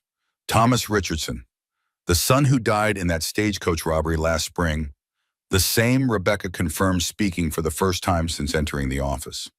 "My late husband, though our marriage was not what his family portrayed it to be." The judge's shrewd gaze assessed her more carefully. "I imagine not," he said after a moment. "The Richardsons seldom concern themselves with inconvenient truths when more convenient fictions serve their purposes." The statement, delivered with dry precision, suggested personal experience rather than mere observation. Rebecca recalled Senora Alvarez mentioning that the Richardsons had foreclosed on the judge's brother's ranch years ago. Clearly that history had left lasting impressions. "In any case," Judge Wilson continued, returning to the matter at hand, "you wish to formalize your marriage now with documentation that reflects the actual timeline of your relationship." The delicate phrasing, which managed to acknowledge the fiction they were creating without explicitly naming it as such, confirmed Rebecca's impression of the judge as both perceptive and pragmatic. Yes, Nathan replied simply, for Joseph's protection primarily. Judge Wilson nodded, rising from behind his desk with sudden decision. Well, let's proceed then. I assume you'd prefer privacy rather than the public ceremonies sometimes conducted in the town square. Definitely, Rebecca confirmed, relief evident in her voice. The last thing they needed was public spectacle that might draw unwanted attention. The judge moved to a smaller adjoining room, gesturing for them to follow. This space appeared designed for private consultations or depositions, with a small table surrounded by several chairs and a window overlooking the town's quiet side street. Wait here, Judge Wilson instructed. I'll fetch my clerk to witness the proceedings and retrieve the necessary documentation. Left alone briefly, Rebecca and Nathan exchanged glances that contained equal parts nervousness and determination. This moment, however practical its purpose, represented a significant step for both, a commitment neither had anticipated making when their paths first crossed. Still certain? Nathan asked quietly, giving her one final opportunity to reconsider. Rebecca smiled slightly, appreciating his continued respect for her autonomy, even at this late stage. Yes, she replied simply. Are you, His answer came not in words, but in the gentle brush of his fingers against her cheek, the first deliberately affectionate gesture he had offered outside the context of practical assistance. The touch, brief and light, conveyed more than elaborate declarations might have certainty, care, promise. Judge Wilson returned with a younger man carrying several official-looking documents. My clerk, Mr. Peterson, he introduced briskly. Now shall we proceed? The ceremony itself proved remarkably straightforward, formal questions establishing their identities and willing consent, brief vows promising mutual support and fidelity, the signing of documents that would record their union in the territorial archives. Throughout, Joseph remained peacefully asleep, unaware of the legal proceedings that would shape his future so profoundly. By the authority vested in me by the territory of Arizona, I now pronounce you husband and wife. Judge Wilson concluded, his formal tone softened by evident satisfaction. You may seal your vows with a kiss if you wish. Rebecca and Nathan exchanged startled glances, neither having anticipated this traditional conclusion to the ceremony. For a moment, awkwardness threatened to intrude on what had thus far been a smoothly executed plan. Then Nathan smiled slightly, a genuine expression that reached his usually guarded eyes, and leaned forward to press a gentle kiss to Rebecca's forehead. The gesture, respectful yet affectionate, perfect in its restraint, brought unexpected tears to Rebecca's eyes. Not from disappointment at its chasteness, but from appreciation of Nathan's unfailing sensitivity to her boundaries and comfort. I've taken the liberty, Judge Wilson said as he handed them their marriage certificate, of recording the date of your union as having occurred 6 months ago when you first established your household together. His eyes twinkled slightly beneath bushy white brows. Administrative error, perhaps, but one that seems to reflect the truth of your situation more accurately than today's date would. The deliberate backdating, which would place their legal marriage well before Joseph's conception, let alone his birth, represented another layer of protection against Hammond's claims. Rebecca felt a surge of gratitude toward this principled man who bent procedural rules to serve what he perceived as true justice. Thank you, she said sincerely, for everything. Judge Wilson waved away her gratitude with a dismissive gesture. I've had enough experience with the Richardsons and their methods to take particular satisfaction in thwarting their plans, particularly when those plans involve separating a mother from her child. His expression hardened briefly before softening as he glanced at Joseph. He's a fine boy. May he grow up never knowing the shadow of their influence. With the ceremony completed and documentation secured, they took their leave of Judge Wilson and his clerk, stepping back into the late afternoon sunlight as husband and wife, at least in the eyes of the law and whatever observers might take note of their status. Mrs. Caldwell, Nathan said as he helped her mount the formal address containing a hint of humor that lightened the moment. Mr. Caldwell. Rebecca replied in the same tone, settling in the saddle with Joseph secure against her chest. Shall we head home? Home. The word emerged naturally without conscious thought, yet carried implications that would have been unimaginable months earlier. Not just a place of temporary refuge, but somewhere she belonged with people who belonged to her in turn. Nathan's expression suggested he noted the significance of her phrasing, though he made no comment beyond a simple nod of agreement. "We should reach the halfway point by nightfall," he said, mounting his own horse. "Be home by tomorrow evening if the weather holds."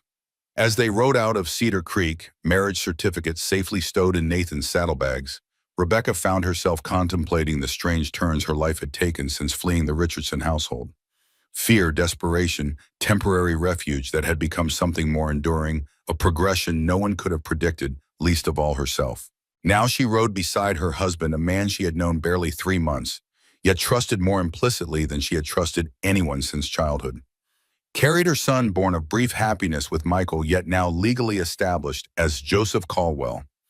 Heir to nothing but love and protection, rather than the Richardson fortune and its corrupting influence. The future remained uncertain. Hammond would return perhaps with reinforcements or new legal strategies. The Richardson family's resources and determination shouldn't be underestimated. Challenges awaited them still. Yet for the first time in longer than she could remember, Rebecca faced that uncertainty without the crushing weight of isolation. Whatever came next, they would face it together, she and Nathan and Joseph, bound by choice and commitment rather than blood or romantic passion. Family redefined on their own terms.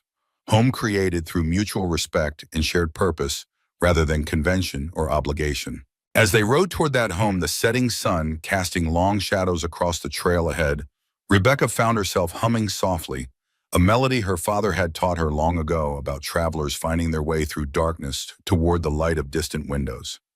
Nathan glanced at her, recognition flickering in his eyes as he recognized the tune they had played together on harmonica and accordion during those quiet evenings on the porch. Without comment, he began to whistle the harmony, the sound blending with her humming to create something neither could have produced alone. Joseph stirred against her chest, small face turning toward the combined melody as if drawn by its resonance. Three souls connected by circumstance and choice, making their way homeward as the first stars appeared in the darkening sky. Not the ending Rebecca had envisioned when she fled San Francisco, with Thomas's child growing within her. Not the life Nathan had planned when Emma's death left him alone with his grief and guilt. But perhaps Rebecca thought, as their music twined together in the gathering dusk, not every unexpected journey led to loss. Perhaps some detours, however painful their beginnings, could lead to places of healing, to connections that helped mend what had been broken, to beginnings disguised as endings, to dust and redemption.